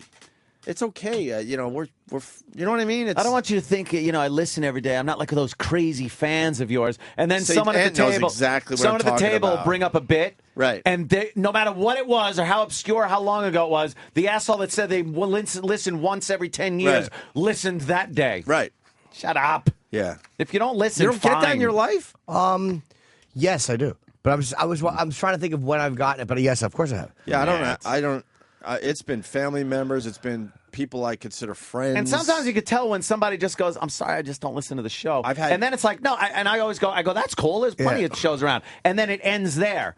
But there are people that go, nah, I just, I don't listen. I'm not one of these crazy I've heard a few things. And when they go on and on, the more they go on, the more you're like, shut up, you listen every fucking day. Right, it's the way they do it, too. Yep. They want to make a point. I don't know what the point is. Yeah, I don't know what the point is either. That I'm going to sit there and go, wow, cool. Right. I guess we respect them more because they don't listen or something. Yeah. I don't even understand it. I'm not one of these crazy fans. Right. Go away. All right, Joe. So that's why Mick does. Thank you, sir. That's why Mick and Keith still do shows. So they don't have to hear their girlfriend's friends or whoever it is. But that's who you'd go out with, your chick's friends. Yeah. Just to hear their fucking boring lives. So, Mick, I know that you were in Rio in front of 1 million people. Yeah. But let me tell you, we put in this sales order today. And I'm like, tell me all about it. Tell me all about it. Well, I didn't know. We ordered a bunch of mediums, but they said, then the factory said that the larges, the sleeves are too long. And I didn't know, are they going to come with the collars or not? Because we put in the shirt order. We didn't know if they were going to come. My God. Hold on, I got to take this call. Hello, Keith. Yeah, get the tour together. I can't take this fucking cunt's wanker friends. Dude, you're mad. Unless all of her friends fucking are astronauts and do porn, they're going to have nothing to interest him with. There's nothing they're going to say that's going to interest Mick Jagger. You think Mick goes through life very bored? Because he has no one that can really stimulate him. How do you relate level? to him on that level? Unless you're a chick who fucks him properly, that he probably is interested in. But yeah. What are you going to say to him? And everyone that has a career, whether it's in showbiz or something else, you're trying to always get bigger and better. So what is left for someone like I think Mick Jagger? He's done knowing that he's not going to get bigger than the Rolling Stones doing playing whatever in front of he's 1 million do. people. Right. So that's got to be. odd. Is that just satisfying, or is there something missing? He can't get no satisfaction if that's what you're saying there. He's young man. He's probably enthralled when he's in a room with McCartney. Like that's when you sit with McCartney and guys like that. But do you think he looks at McCartney and goes, "What a hack"? No, I think he likes McCartney. He sits there and goes, "What did your stupid girlfriend's fucking friends talk about? What did they talk about? Having one leg." Oh, his ex? Or presidents. They're probably prime ministers, presidents. Like when you see McCartney around Obama, that's when those guys act. but that fucking, doesn't- I thought it was the old Ebony and Ivory video. Yeah, it was, and then I saw like, oh no, okay. But Jimmy, that doesn't happen every day. Like, what stimulates Mick Jagger on a day-to-day basis? Like because of his career, he gets to meet world leaders and all that. I get that, but that's not every day. You know what Alan Alda likes doing, and again, that's a different level. But he Seeing said Jimmy Norton. He loves seeing me, of course. But he likes building websites for his like his grandkids. It's probably some weird thing like that is not fame oriented that you would never expect. That you wouldn't, whatever it is You that think he keeps likes him to crochet or something. Oh or God! something with imagine if he kids. does that. Something with the kids. Something with his grandkids. He probably doesn't touching even, them inappropriately. He probably doesn't even know half his kids. Yeah, it's probably true too. How would he know them? I bet you he would have a tough time naming all his kids. You know how many are probably just out there? Yeah, Like, he probably like doesn't- back in the 60s, 70s, fucking, and But I'm talking chicks about just the- getting pregnant and going, I'm talking I don't about know. the ones that are legitimate. He Yeah. knows are his kids. I bet you he has a tough time knowing their names or at least what they like doing. I love For my real. dad, but do you know how happy I'd be to find out that Mick Jagger fucked my mom in 1968? I would fucking throw out every picture of me and my dad. We look exactly alike, so I know that I'm fucking his. Adjust that story. Maybe he blew Mick. You could hope for second best. Adjust that and say Don Rickles, and then you're onto something. Oh, would I be happy? Mommy might have fucked Don Rickles, yeah, Jimmy. she didn't fuck Nick. But yeah, what do you do to stimulate yourself on that? What is interesting to you? Probably talking to certain actors that they like, or people that, like, you have access to everybody you admire. There's nobody you don't have access to, which has got to be. It's funny, like, I traded Twitters with Michael K. Williams, who was Omar on The Wire. Right on. BKBMG, I think it is, on Twitter. And he Twittered me, like, he goes, Jim, you're hilarious recently. And I'm so thrilled, Of course. that he knows who I am. So when you're on that level, everybody knows who you are. Yeah. So I imagine it's kind of a high when like everybody who you like likes you. You know, understand? maybe too. Maybe. So when you're on that level, everybody knows who you are. Yeah. So I imagine it's kind of a high when like everybody who you like likes you. You know, understand? maybe too. Maybe the guy just likes kicking his feet up and watching television. He's too driven. Too driven, man. Yeah, but at this time I think in that's his one of life, maybe there's part that just But I because think you that- can't have 24-hour, 7-day-a-week action. No, but Jimmy's onto something. If you read about Mick Jagger, he's very, very driven. I bet He's the you- businessman, and I bet you at the age of 67, that might start to become a curse for someone like him, where he can't now just hang out like you're saying and realize what he's accomplished and really, really enjoy it. I think he's the type of guy. Hence, why Keith is saying what he's saying. That he's so driven that it's getting in the way of him actually enjoying his life. That's my guess about Mick Jagger. Does he produce bands, or I bet you he gets involved in the website, like weird stuff like that, like to them, because technology is like to me. I'm fucking 42 and it's new to those guys. Yeah. That's You imagine fucking discovering space the age. web when you're in your 40s and 50s, so they're probably obsessed with the website and weird stuff like that. Yeah, I don't know. It's a good discussion. I Well, don't when know. we get I him don't as know a guest and he's on, we could talk to him about this. Yeah, that'll happen. Yeah, sure. Yeah, it might. I think we'll ever talk to a Rolling Stone. I've shook his hand. Did we ever get close you? to talking to a Beatle? A Beatle. We saw Paul McCartney walk by a few times on 57th, but Did you? That's pretty cool. I've never seen him. When George Harrison wandered in here thinking it was Sloan Kettering. Jesus. Like Eric Clapton is really into fishing. Yeah. Does Wade know that for sure? God, I know. I'm staying away from that one, Jimmy. Wade. But I know exactly what you were going to say. Hey, guys. I saw an interview with him on 60 Minutes, and they were asking him how he finally got clean. Jimmy, you'll appreciate this. Who's He this? stopped drinking. And he talked about how he loved to fish, and he was out fishing one morning, and he was pretty drunk at the same time. And there were these two guys sort of across the river and down a little bit who he knew were really good local fishermen, and he kind of wanted to impress them. And he stood up and he tripped and he fell down and snapped his rod in half. And he went back to his car. He grabbed up all his stuff and kind of quickly got away and went back to his car and cried and then went into rehab. Clapton?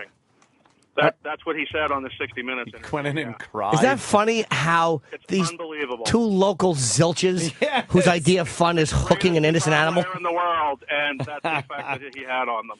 Well, do you know what McCartney likes doing? Sailing. I know. As far away from people as possible. These guys want to.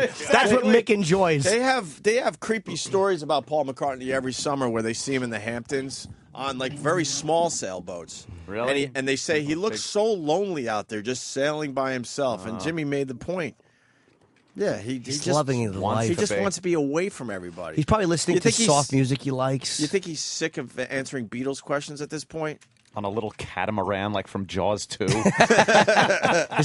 his wife's leg floating, his ex-wife's leg. But he has to be sick of he's just sick of human beings. But these assholes that write about this type of crap, they're like, yeah, he just looks so lonely. Lonely. Maybe it's the best. Yeah. Maybe it's so freeing for the guy. Maybe the guy doesn't want to deal with anybody. He doesn't want to discuss the Walrus song anymore. Enough talking about John and how tragic it was. Imagine how many people are like, so what was it like when you found out John was, killed? And shut up. Give a shit. You want him to? It's like if you want Woody Allen to spit on you, talk about comedy or how funny he is. Yeah. You want to talk to Woody Allen? Bring up the Knicks. I think the Knicks are what he loves to talk about. Weird stuff like it's like, and the same with McCartney. Ask him a sailing question. He'll probably talk to you for an hour. What about his dumb fucking clarinet? Dude, Woody would probably. Woody would love talking about the clarinet. But most people wouldn't be able to help themselves. They see Paul McCartney, they wouldn't ask a sailing question. They wouldn't. They would have to ask some Beatles question. Here's what I would and blow it every time. Here's what you say if you go, "Hi, Beetle." That's all. Beetle. That's all he hears in his mind. It's like something that ended fucking 40 years ago, and people are still just like, oh, God, all right. If you bring up Wings, maybe he gets a little more excited. Yeah. Not as much, though. Ask him a vegan question or something like that. Sailing. Maybe. These guys are just bored with talking or make it about very clear that you really weren't a Beatles fan growing up. I never liked the Beatles. Just want to let you know, Paul, I really never was into the Beatles. I was a Stones guy. I barely even heard any of your catalog. Oh, I've had that, too. Really? I'm a Howard guy. Yeah. I'm a Howard like, guy. Why are you telling me this? You're like... I know, I've said it. You're pretty much family. No, but they go out of their way. Yeah, it's like, silly. Obviously, for many years, there was a big competition there. So for you to say that, you're obviously just trying to I guess hurt me or something. Give you a little turn. Howard fans expect that, but not from people in that, once again, family sort of inner circle. Yeah. Of friends and family. Yeah, it is odd. It's just a weird thing. It's like, why would you bring that up? Why would you choose? Like, I understand fans choosing. That's one thing. But if you're that close to somebody, why would you feel a need to choose between the? It's silly. And to push it right in front of your face. Like, okay, well, great. Glad you like. Someone said that to you? Oh yeah, in Philly. And they like to some people like to say they're Preston and Steve fans in front of me. It's like, okay. But I mean, why are you doing that? Are they saying it though? Like, we're having beers together. Like, why would you do that? But are they saying it in a shitty way? Like, I'm a Preston and Steve fan. They're like, yeah, I like those guys too. It's kind of no. It's in a shitty way. Oh, really? Disguised as not in a shitty way. So are they just kind of passive aggressive? Are they family or are they guys that probably friends of family? So maybe they're guys that liked your wife and were jealous that you got her. If they're friends of family, maybe they're just jealous guys. And that's so. Then you tell them, I like Burger King, aside from the place where you were. It's just a weird thing. That's I'm all. telling you, if they're friends of family, they're jealous that the fucking famous guy got the hot chick, and they don't know how to say that, or even they probably don't even realize they're jealous. Right. But that's a little passive aggressive type of thing. Yeah, it is. Let me go to Tony in Brooklyn. Tony. Hey, yeah. Hey, actually, I live in Huntington Bay, and Opie, I see you at Starbucks on Sunday morning. Stalker. Even one time, you took a picture of me and my girls when you were with Sandy doing some like Gold Coast. Oh, you had to fucking mention. That's a long time ago. But Jesus I fucking Christ! Now I haven't heard a word you said. I always have a million questions I want to ask you, but I'm very embarrassed. And just ask next time. No big deal. Ugh. I love you, buddy. All right, brother. Thank you. Why does he love me? I don't know. Everyone's got their past fucking crosses to bear, right? Those memories that you just push back in the back of your skull. Ugh.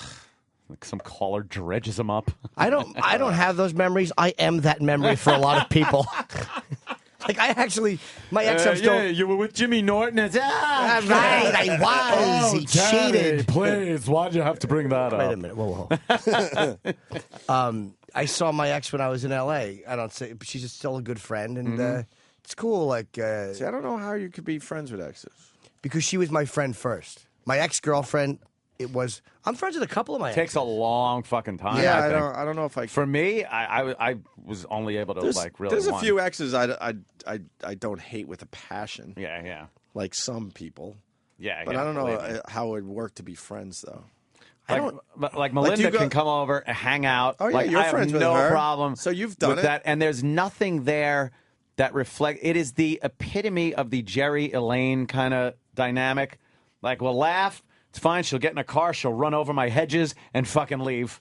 And that's it. There's no need anymore for like any sexual tension or that bullshit. You actually are able to hang out, goof on shit, and then that's it. Did you have sex after you guys broke up? No, that was it. That was fucking that was it. Me neither. None. No. None with my ex. No, it's none. I was in a insane relationship when I was living in Buffalo. This girl was batshit crazy, insane, did crazy stuff. She was the one with for the people that linger longer, the voicemail of having sex with her ex and put it on my machine, even though she didn't want me anymore. But because I moved on, got another girlfriend, that pissed her off. Even though she, you know what I mean? Even though she was done with me. And then I moved back to BAB, Long Island, to do radio. I went up to Western New York to visit old friends, saw her one last time, and had some of that holy shit. This is the last time I'm ever going to see you sex. Oh, really? Have you ever had that? I don't think so. Every time I fuck my girlfriend, that's the way we feel. But it was like all these unbelievable things she put me through. And then, not that I had the last laugh, because she was into it too, and never saw or talked to her again. Yeah. It kind of just cleaned the palate. That's it. Of the misery. The misery. So you haven't had sex with her since you broke up? No, it's not. It's odd to say it, but it would wreck it. Like wreck things. No, it's not. So odd. it's just like, hang out, talk about anything. It doesn't matter. She's cool, Right. She's got a boyfriend. You know what's odd? We don't. With my ex, it was. Someone knows who I'm talking about. About saying they're a Howard fan down in Philly. Yeah. Oh, wow. Yeah, you nailed it, brother. I'm not going to say who it is. But You nailed it, brother. But is he friend of family or family? He's pretty damn close. They're really tight down there, and so I got to sort of keep it vague. But yeah, that guy nailed it. You know, and if he's being a dick saying he's a Howard fan, not because he's a Howard fan, but to be a passive aggressive dick, fuck him. Yeah. I know it has something to do Fuck with him in his jealousy. stink hole. But I mean, if you know any of us, we don't rub this shit in anyone's faces. That's why I don't get the jealousy in person. It's like, dude, do I really rub in your face? I got aunts that are so jealous of me because, not aunts, one aunt, because she was the big star of the family. Like, you know what I mean? You know, every family has star. Families have the big star, the one person everyone kind of goes, wow, they're the number one in the family. Oh, really? But she forced it all the way May? She forced that on herself. Like she works it. Yeah. She works it by talking bad about this one, and you know the deal. You work it to be number one in the family, and then if you come around and you have a cool life or a cool career, all of a sudden, people look at you very differently. And I downplay that at family functions all the time, but it drives her insane that she's not officially, number one anymore. I never want to talk about myself at family functions. I never do. No. Never. I downplay it. It horribly, is just like, actually. All right. Well, look out. Watch what you say to him. You're going to end up on his show, right? Oh, that's No. shit. Never. You won't. You're a bore. There you go. Crazy Pussy is awesome. Especially the last time. Unforgettable. Carolina Man. I've learned there's no such thing. As crazy pussy? No, as uncrazy pussy. Every girl's a little batshit crazy. Yeah, it's a little gauge on how much how much they are. You got to type, my friend. There's not one healthy fucking chick. I don't even mean out there. no. I got to type and everything, but it's believe me. I've looked outside the fucking Lake Anthony, and they're fucking all crazy. But it's are they completely fucking can't deal with them crazy, or are they crazy where it's like, all right, well, she's got a little baggage or a little this or that. But every one of them have some type of little quirky craziness. But then every guy's crazy too. So then what does it mean? We don't have the hormonal shit they have, though. Yeah, the fucking periods and the fucking PMS and the fucking menopause. They're all fucked up. And I think guys are able to kind of, if unless you're one of these fly off the handle fucking, fuck you, cunt, All right. but unless you're like one of those guys, you have the ability to kind of, let me not let this get out of hand because I could see this could go to a bad place. But like women, for the most part, they're just so fucking crazy that it's an inability. 1 minute you call them and they're fucking cool, and then the next minute they're fucking just crazy. I don't know where this comes from. Maybe hormones. Yeah, it probably is. I definitely had a run of crazy bitches, but they're all crazy. They're all fucking out of their mind. Every single They're one all of them. sisters, right? It comes with that gaping hole in them. Their fucking brains leak out of it. Fucking kooks. They're all fucking kooks. Anyone who fucks me more than once is got problems. It's crazy. You're not healthy if you find me. If my stomach and fucking tits hanging over you doesn't dry your pussy up like a tumbleweed, you're a nut. It should. We move past breakup sex way too fast, man. A lot of people just on the feedback. Yeah, breakup. I fucked one of my exes after we broke up. I'm talking about in the last 10 years. Not even that, though. I mean, when you know you're having sex with this person for the last time, you both know it. And for some weird reason, you both need to do that. Unless just you're going to murder her afterwards. Yeah, exactly. Slit her throat. Every girl in the woods, I feel that way with. But have you done that? It's so obvious. This is the last time we're going to have sex. I don't know. No, because if I knew that, I wouldn't be having sex. No, you so know it. I'm telling you, we could go to the phones easily on this topic. Like, how do you just know so it? know. How did you know? Well, I was living on Long Island. I moved on. She certainly moved on, but I went back up to Buffalo to visit. I just called her, and it was just... So how'd you know you weren't going to go back up again at some point? I just knew, man. And honestly, I haven't, so... That's been probably, 20 years. Oh, jeez. Did I just say 20 years? Oh, my goodness. Holy shit. No, a little less, actually, but... Yeah, I just knew. You just know.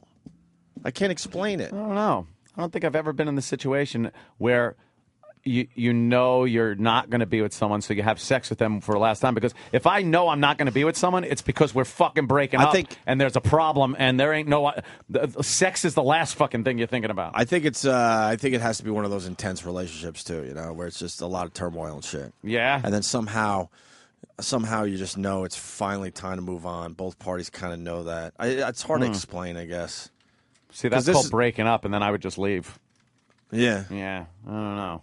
Yeah. I wouldn't have that last, here we go, one more time. Yeah. I don't know.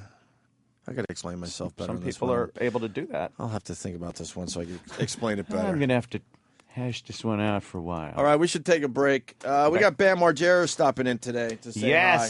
That fucking movie did $50 million. Record-breaking. $50 million. First weekend. So happy. People are 3D. loving it. Loving it. 50 fucking. That is a massive. Yeah. Huge opening. What's the movie Red about? I don't know. R.E.D. That was in second place. I don't even know who's in that. It's like a big action movie, like Bruce Willis. Oh, right. Mirren, ex-CIA. That looks awful with it does look bad. With Morgan Freeman, his embarrassing earring at his age. Take that out. They're old CIA people. Who cares? That they're trying to kill, I think. So they have to infiltrate the CIA building, and they got a bunch of weapons, and they're old. That's wonderful. Bunch of old people running. And who wants to see that? They're shooting bazookas and. And what about The Social Network? People are loving that movie too. People like but that. Is that a movie for the hipsters? It is the hipster movie. Is it, or is it for the regular Joes? Hipsters. It's doing well. It's doing well, but I'll wait till. I've been in elevators and just walking around hearing people talking about The Social Network. You never hear people really talking about movies in general when you're just out and about. We were talking about, but that one seems to come up a lot in elevators and shit. Did you go see The Social Network? And it always seems to be kind of hipsters. We were talking about how we think E-Rock wants to be a hipster. Is that it? Yeah, I think E-Rock wants to be a hipster. Look at him throw his hands up in the air. He throws his hands up like a hipster would. I'm obsessed with hating hipster comedy. Hipsters. Jimmy knows. Some of it's annoying. Unless it's genuine. Where does that come from, and why do people laugh at it? People. Do you have a good example of hipster comedy? You know what's hipster comedy, but it was funny? It was Hedberg. Would be considered hipster comedy. Oh, you know what? Then I got to shut the fuck up. But I'm saying that would be love considered the hipster comedy. So then maybe people are doing hipster comedy very badly. Yeah, anything because that's it really annoys me. But Mitch Hedberg did not. You got to wear the hipster hat. Like there's the hipster hat, the hipster look, the glasses, the fucking. But their comedy's like just really strange. Yeah. And people really Because you laugh don't at get it, man. You're not hip. Real strange. A lot of people I've seen try to stand on stage and they attempt to be obscure because they think it makes them look like these geniuses. Like, wow, what kind of mind works like this guy's? Oh boy, this, and yet it's boring. Unless it's really, if the reference is obscure because it's fucking funny, then do it. David Cross, hipster. I honestly can tell you, David Cross, hipster comedy. Honestly, dude, I've never seen David Cross on stage. I never liked him. I've never. No, I just know. I don't even know. Like, we did Tough Crowd together once, and that was my only interaction in my entire career with David. Yeah, people are coming up with their hipster comedians now. Hipsters, man. Who are they saying are hipsters? Dimitri. Yeah, Dimitri would be considered, but again, Dimitri's. I don't know. Dimitri's funny. Steve Hofstetter. I know him casually. I don't know. I don't know his act. I don't know his act either. Also, Aziz Ansari, maybe. Aziz is on fire now. That might be considered kind of. Who's going to put him out? But I don't know if that's considered hip. If I'm saying that's hipster comedy, or if it's just because a lot of the younger people like him because he's doing theaters and stuff. I mean, why wouldn't Louis be considered hipster comedy? He's a fucking hip dude. Like, you know what I mean? Like, why wouldn't you consider? He doesn't have the look. No, he's not. But I'm saying a guy like Louis. But there's a difference between being hip and being a hipster. I think being a hipster, you're trying way too. Maybe too hipster's hard phony. to be Okay. hip. All right, If that makes sense. Does that make sense? Yeah, definitely. And the sex I'm talking about, and you both have to. It's a mutual breakup. That's what's coming in a lot. When both people know this is it, which happens very rarely because there's always one person always hanging on even after the breakup. Yeah, wow. hoping that they're going to get back together, or whatever. But such a weird situation. It's a rare thing. Yeah, it's a very rare thing. Maybe in my situation it was obvious because I no longer lived in Western New York, and she was too fucking crazy to leave her house. So obviously, obviously it was obvious that it wasn't going to happen. It wasn't happening anymore. By the way, we can cover this when we come back, I guess. But the Tribune, a piece of shit company. Oh yes. Let's do it real fast because we got a few minutes still. Because we're trying to time out the Bam Margera thing. Anyway. Fucking Lee Abrams. Our pal Lee Abrams resigned, which means he got fired. Was resigned, But they gave him the opportunity to leave. To resign so he doesn't have to have a fired on his record. Yeah, but everyone sees past that fake resignation shit. Yeah. Lee Abrams did not want to fucking resign. No. We know Lee Abrams. Haven't talked to him in a little while, but what a coincidence. He's like, yeah, right after this whole thing, I'm going to resign. Right. I was going to do it anyway. Fuck. Stop. So, Corporate world, man. You want to explain, Jimmy? Well, he sent out. He's the. You weren't here when we were discussing it, right? Yes, I was. Yeah, that was Thursday show. I'm sorry. He was the chief innovation officer. He's a very creative guy. He hates hacky, predictable radio, and I'm sure he hates hacky, predictable TV, which I'm sure what the Tribune specializes in is hacky, predictable shit. And he hates the hacky, predictable corporate world, too. All of it. Yeah. So he sent out day-to-day shit in offices. What he did was dumb. I mean, it was a stupid thing to send out, knowing the pussy environment he was in. He probably shouldn't in have. this world, it definitely is. Yeah. It was The Onion. It was a parody of like a newscast, and it was a big spill. But instead, it was a bunch of strippers or girls from a reality show. It was like there were sluts all over the place. It was funny. I think it went on for too long. It was like it got a little irritating. But there was a pair of tits in it, and the pussy corporate world.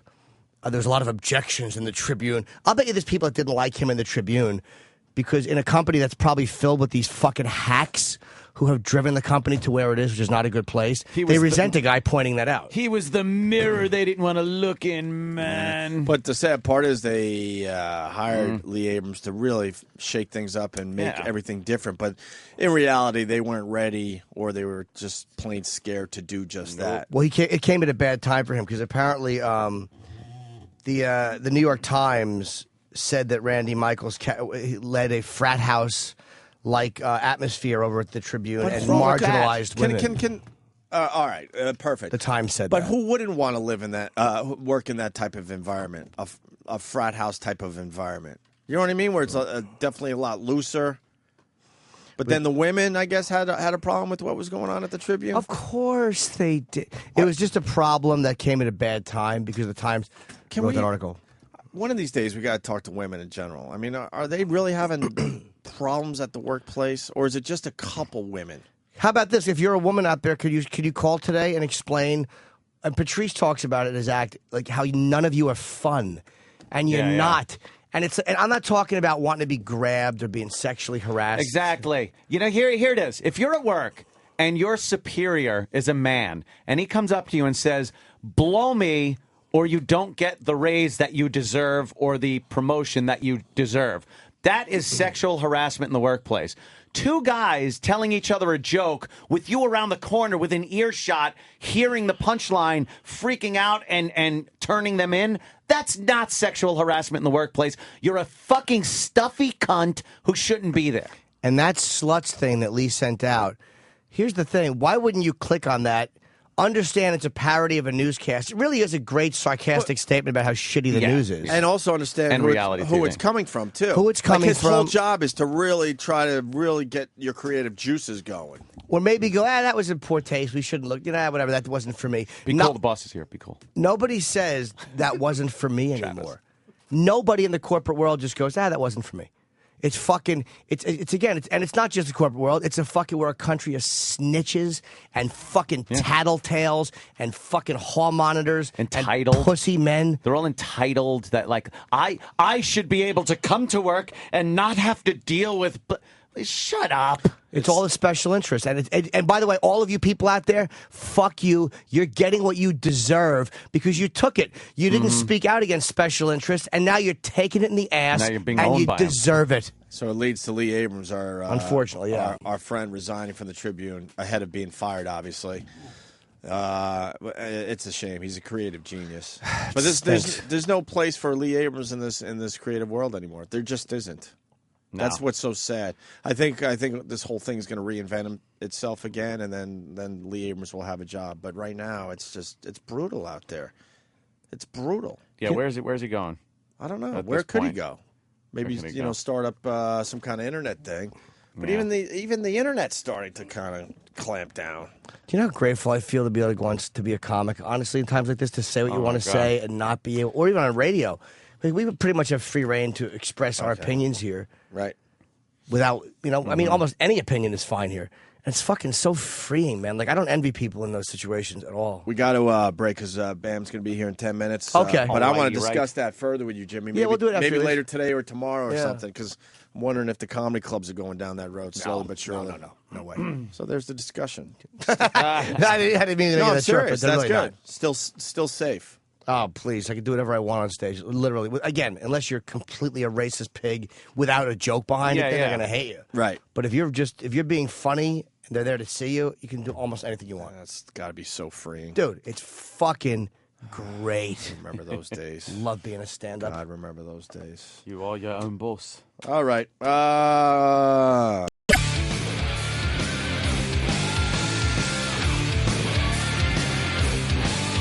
Big win for the Jets yesterday. We haven't talked about that yet. Tell me. I've been one of their biggest supporters for I can't even tell you how long. I know, man. It's been years. Yeah. The 5-1 Jets. The best team in the NFL Jets.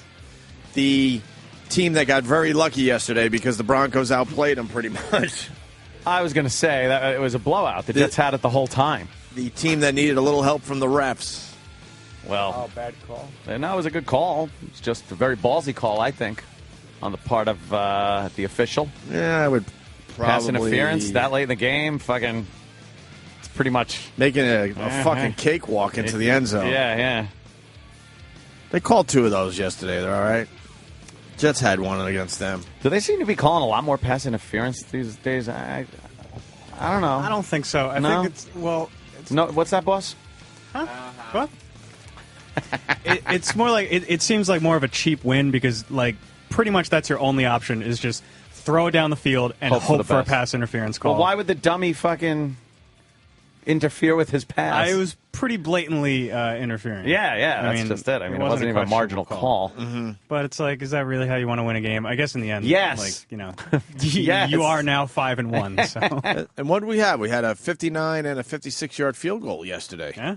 The field goal But then distances again, are really getting amazing. Not really. They kind of are. Not really. It's Denver. Remember when thin air? Thin air. Remember when, like a 40-yard field goal was like, holy shit, he's going for 40 yards? 40? I'm talking so much, years. maybe. I'm talking back in like the When the they wore 70s. leather helmets? 70s. When they didn't have the forward pass yet. It was the lateral. It was the lateral. The leather helmets. And Yes. I don't know.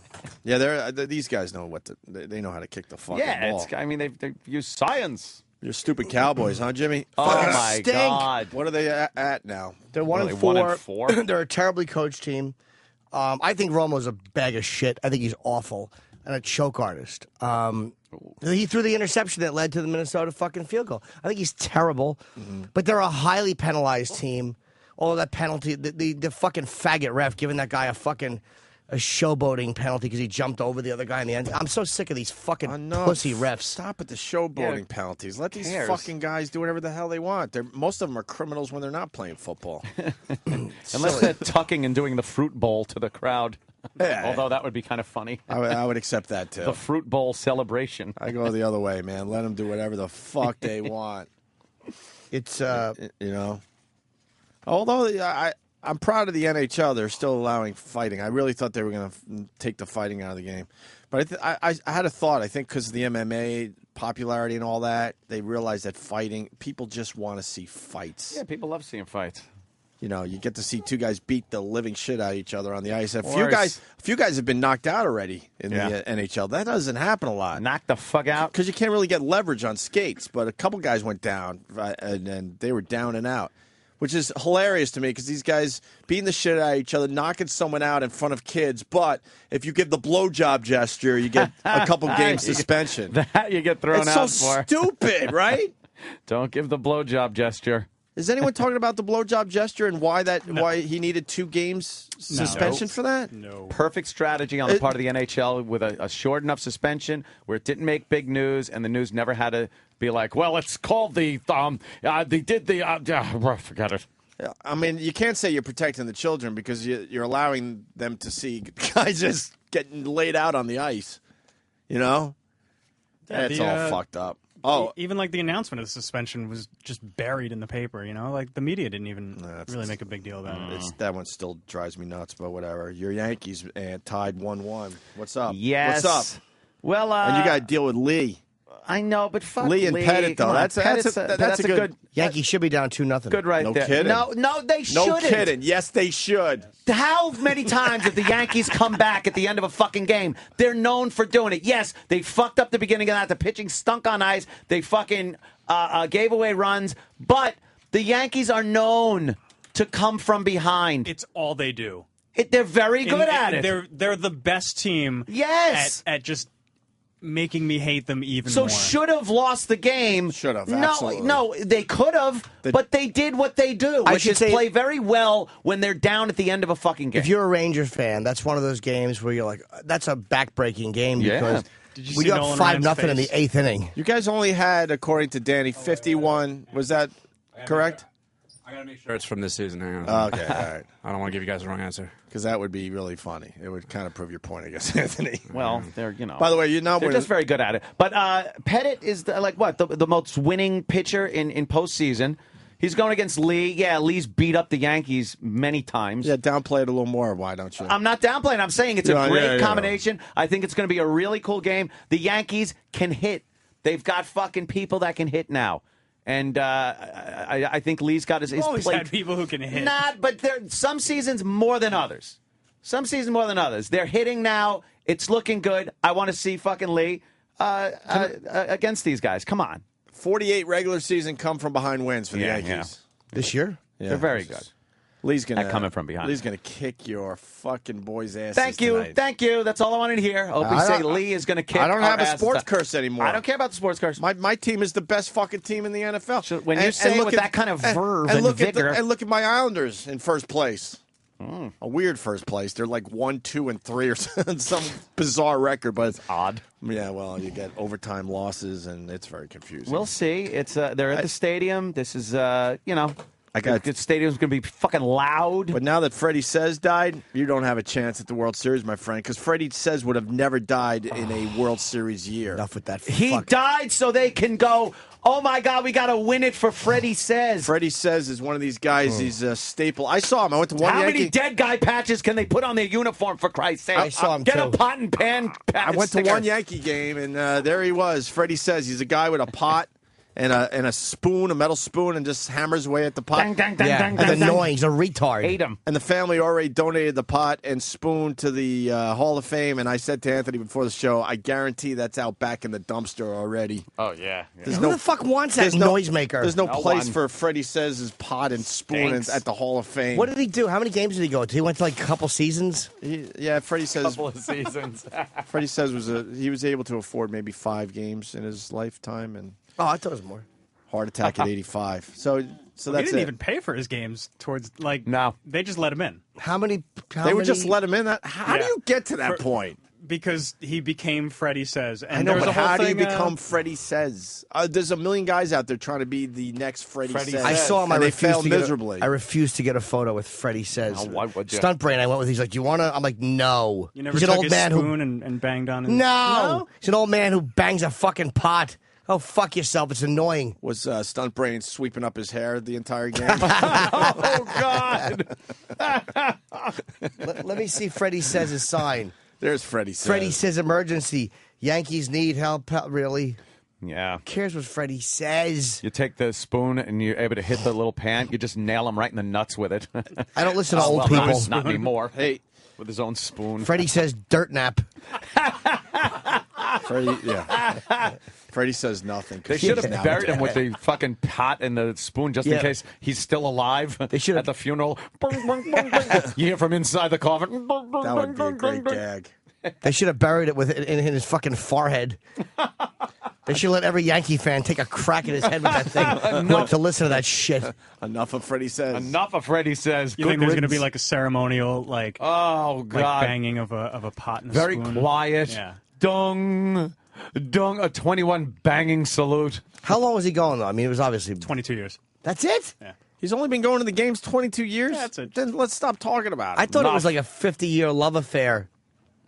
Freddie Says, fuck Who him. cares about 22 years? I want to get back to the hockey thing after Bam Margera, by the way, because someone's calling me dope, which is fine. I know I'm a dope, but What? I think I'm pretty accurate about fighting in hockey. Bam Margera in studio. There he is. What's up, Bam?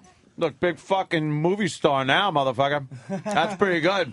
That movie took off. Holy Yeah. shit. Yeah, I think they were predicting like 20 million. Yeah. And it made 50, so. You could tell beforehand, like just from watching the trailers and shit, and there was a buzz about it that it was going to be huge. Yeah. Huge opening. Yeah. It looks funny as fuck. I mean, when you put out 2 of the movies beforehand and then the .5s and shit like that, you're thinking, what could they do next to make it like really more fucked up? Because you guys have fucked each other up now for years, but I really think you hit it on this one. The 3D idea think? is great. Yeah, and then that just makes some of it- the stunts. The fucking bee tetherball is brilliant. Yeah. Just fucking brilliant. Like honestly, I've seen the movie 30 times already, and I still want to keep watching it. Yeah. Like it's and the 3D just adds an extra element to it. I can't get enough of it. The ultra slow motion. Everybody took one for the team, big time. What is this?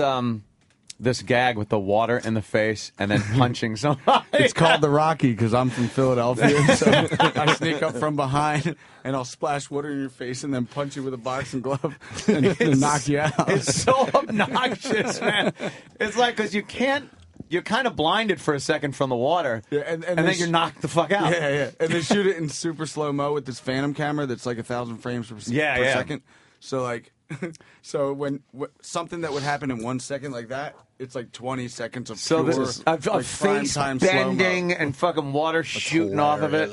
Hysterical. I hear you're pretty paranoid though around the set these days because I Rockied shit like the that. entire cast and crew, and I also did this thing called Wiener Cam where I would attach a camera to, and I'd sneak up and pee on you. So I knew that there was something terrible coming my way, and what happens? I get sabotaged and I fall into a pit of 1,000. No, it was like 200 snakes, and I couldn't get out. Do you not like you snakes? don't like snakes. You deserve that, though.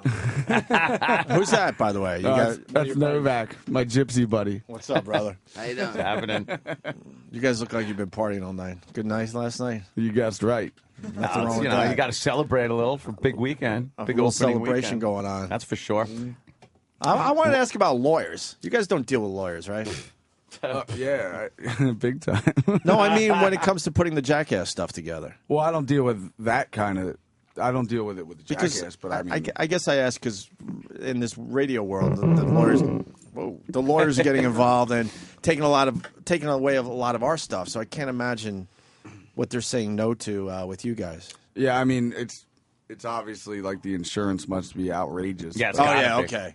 So that's all we have to do is get big insurance, and we could go back to doing what we We used already to do. do that. We have to pay for ourselves. Yeah, I don't know how that happened. They made us pay for our own Ah, insurance fuck just to it. keep us under control.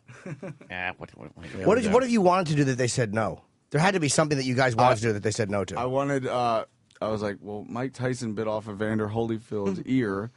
Why don't he bite off my ear? Oh, shit. I'm Bam Margera here with Mike Tyson. Today he's going to bite my effing ear off. You would let him bite a piece of your ear off? No, I was trying to get, and they're like, you're willing to do that. I'm like, He hell was yeah. begging to do it, man. I'm like, you know the street Wow. creds that I'll have? No Like, shit. If my ear's missing, like my earlobe. You know like, how much pussy you would get off of that? Fucking A, man. How did that happen? Mike Tyson bit it off. Like, nah, no, yes, Mike Tyson bit it off. Did Tyson agree to no, do it? that's the problem. They contacted him, and Oh, you he should've got he some got other offended guy. and said no. He got offended. Why would he get offended? I know, over right? that? That's I don't fucking know. absurd. He's done You that. can't say that. No, you can't Yeah, you hear. can. Oh, you can? Get with the program. Cunt, shit. Yeah, we're piss, still allowed to say bitch. fuck. He's Yeah, everything. We just can't fuck anything in studio. That's the difference. So Tyson was offended. That's hilarious. That's how you offend Mike Tyson. Just ask him to do something he's done already. But he's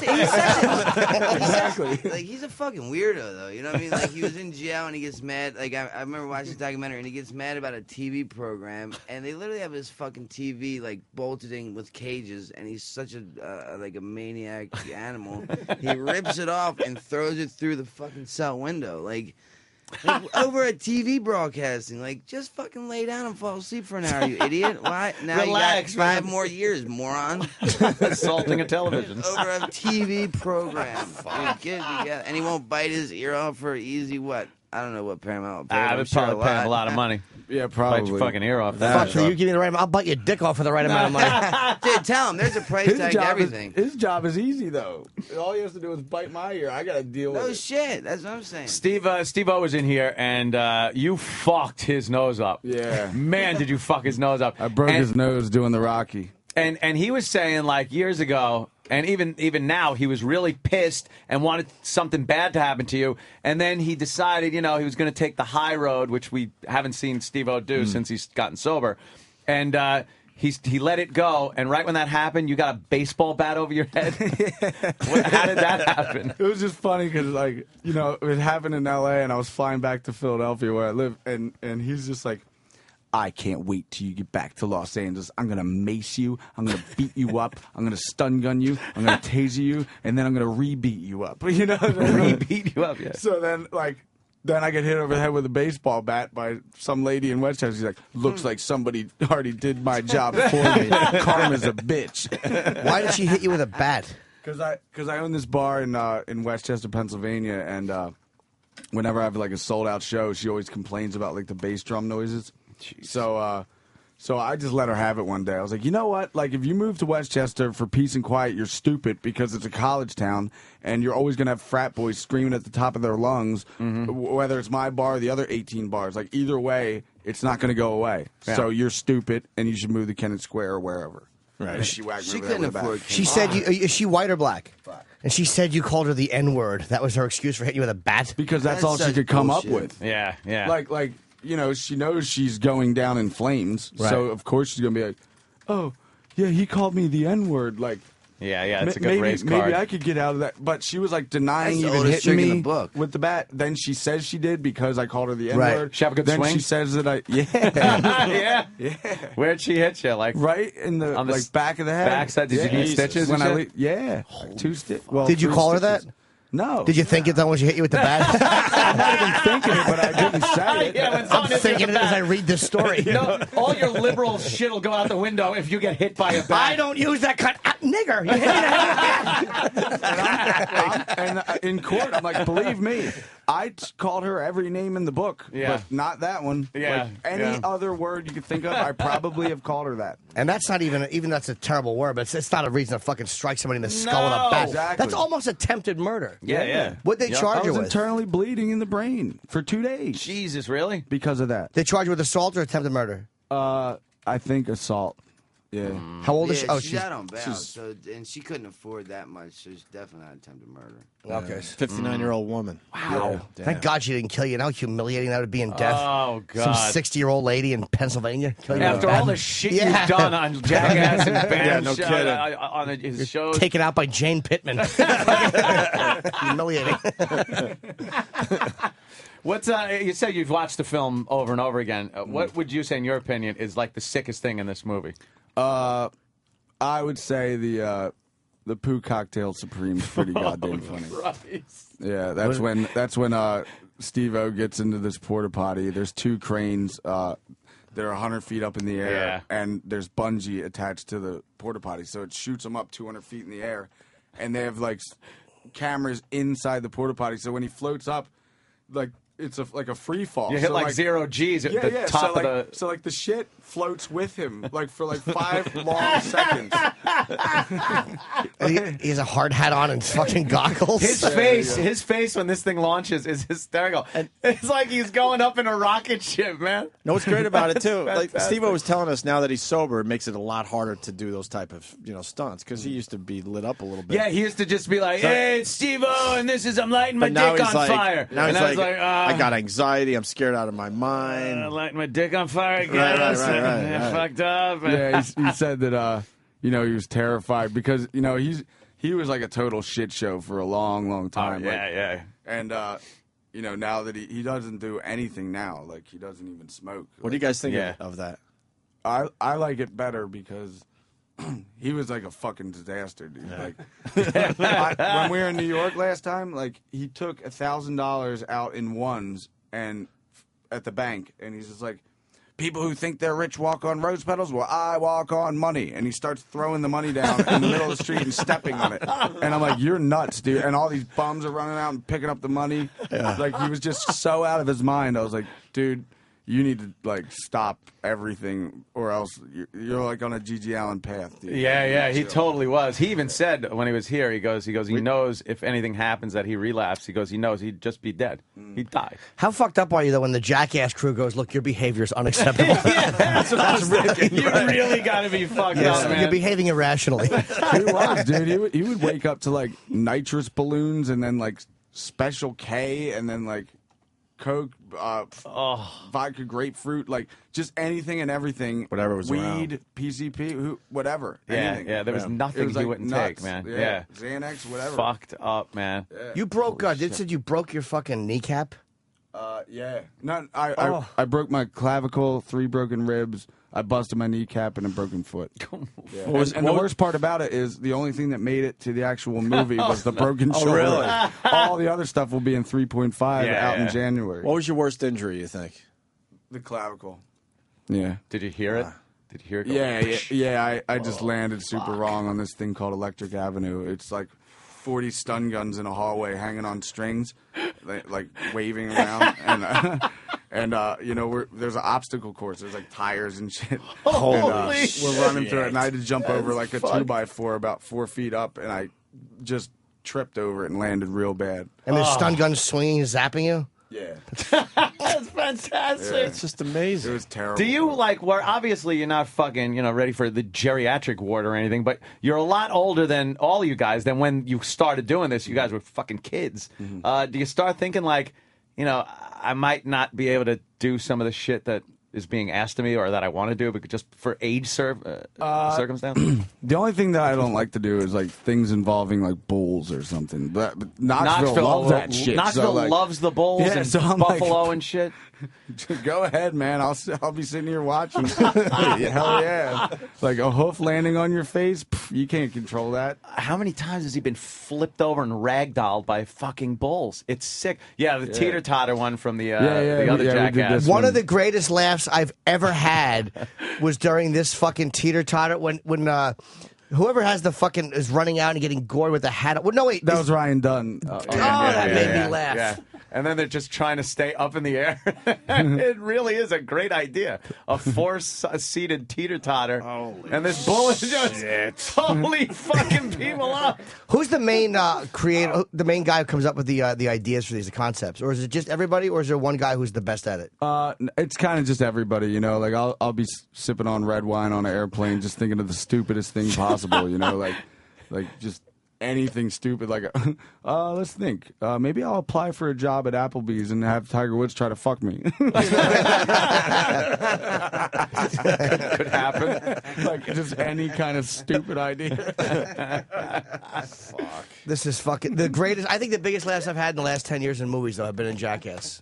Yeah, I haven't seen the new absolutely. one, but the first one and then that scene are the biggest laughs I've had. Can't get in the movies. theater to see the new one yet. I haven't been to a fucking movie theater in like years. I built one in my own house, so I don't have to go to the fucking movies. Yeah. And this is the only movie I would see in a movie theater. It's Awesome. It's like It's worth it. That's $50 it. fucking million first weekend out. Great Unbelievable. job. You're a very busy man today. They're actually wrapping you up over here. Okay. You gotta where Yeah, you going? I got a flight to L.A. L.A. Right now, yeah. Oh, cool. Do they look at you? You have to fly first, I would hope. Do you they, gotta do they buy me a stare at you in ticket for? first? Like, what is this fucking creep doing up here? How great I is love that? it. No shit, man. Yeah, I don't doubt it, man. I love. Yeah, Very cool. they have like people that take you through the X-ray machine. You don't have to wait in line. Like they just take you right through. And I have all this shit on, so it beeps. Oh, he gets the real good treatment. I don't have to like take anything off. I have to and wait then in they line. put me right on the plane before they even start boarding. I'd be afraid of going through the metal detector and have a giant hand come out and just punch you in the face with it. Yeah. So I got Knoxville's just laughing at you. Yeah, where your friends are putting shit in your luggage. Drugs, weapons, all kinds of shit. A fucking Koran. Shit, man. Hey, Bam, continued success with this movie. It's fucking really doing well, man. 50 million, man. Very cool. And BamMargera.com. It's BAMMARGERA. BAMARGER. Oh, they fucked up. Yeah, it's only one M. All right, kill that person. Kill him. All right, Yeah. BamMargera. It's like .com. Just one M, yeah. You still doing your radio show too? Or? Yeah, big time. All right. And by Dream Seller, it's autobiography / memoir by Brandon Novak. That's him. Yeah, it's Love this guy. on 28 Faction. Yeah, Faction is a Cool, man. great channel here Mondays on Sirius at XM. 7. Right on. Bam Margera, everyone. Thanks, All right. Bam. Quick break and we'll continue. Opie and Anthony. The Opie and Anthony Show on the fire.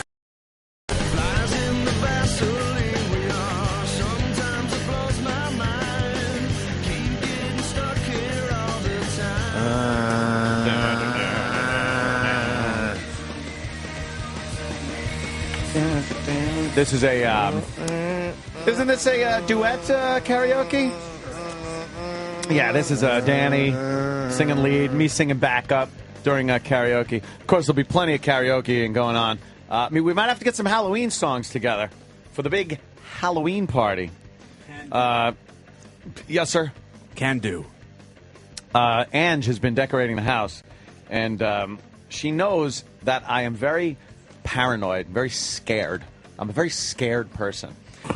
So I don't understand why, right when I open the door, there's a life-size mummy standing next to the staircase with little rats with light-up eyes, and it's all very scary. Look, I am going to shoot that. I am going to walk in one day and draw and shoot on that. I bet she put the mummy there because the daddy's like, where's the mummy? Yeah, that's exactly what happened, Chip. I asked her. I thought so. Look how scary that is. Like I come down the stairs and I'm like in a haze and I look over and there's some fucking thing standing there. Looks like Freddy says. Poor He's Freddy all Says. wrapped up with his hands crossed across All his I want to chest. do is beat up Freddie Says It's for the rest of the Freddy show. Says.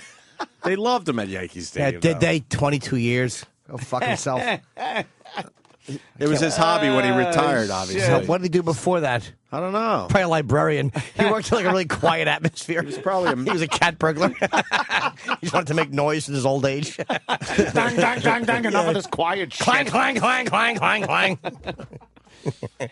I don't see the mummy being that scary yet. No, You're right. It's because it's life size. Yeah. And it takes you by surprise. Now, you look at it in a picture, it's fine. But when you're opening your It just door. looks like a nice statue. No, when you open your door Maybe and the turn the picture's light not doing on. it justice. It isn't.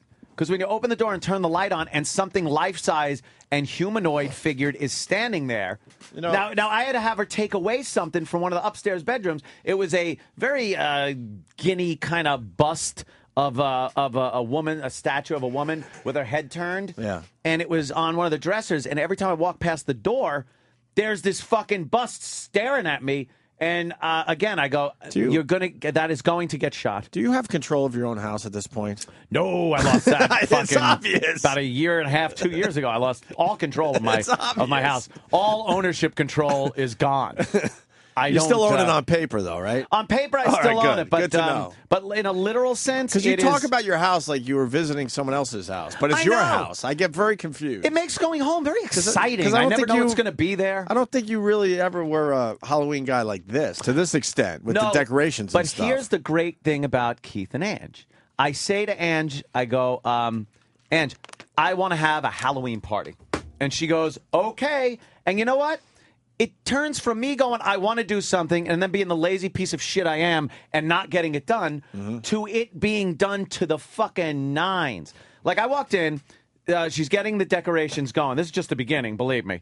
And then I look over in the corner, and there's a smoke machine and smoke machine stuff. So there's gonna be all kinds of like, ooh, spooky. There's like a spider web thing up on the mantle and pumpkin-y things, and she'll do it up where if people are over, not if, when people come over, it's going to look like a real live Halloween party. When is the 30th, Saturday. That's 2 weeks away. Yeah. She's starting early. Yeah. Not even. Very seasonal. This I like point, this not too. even. One of my neighbors, giant outdoor things, big skull on this lawn that's like 6 feet tall that opens the mouth and goes, "Arr, arr." So it's like, oh, good.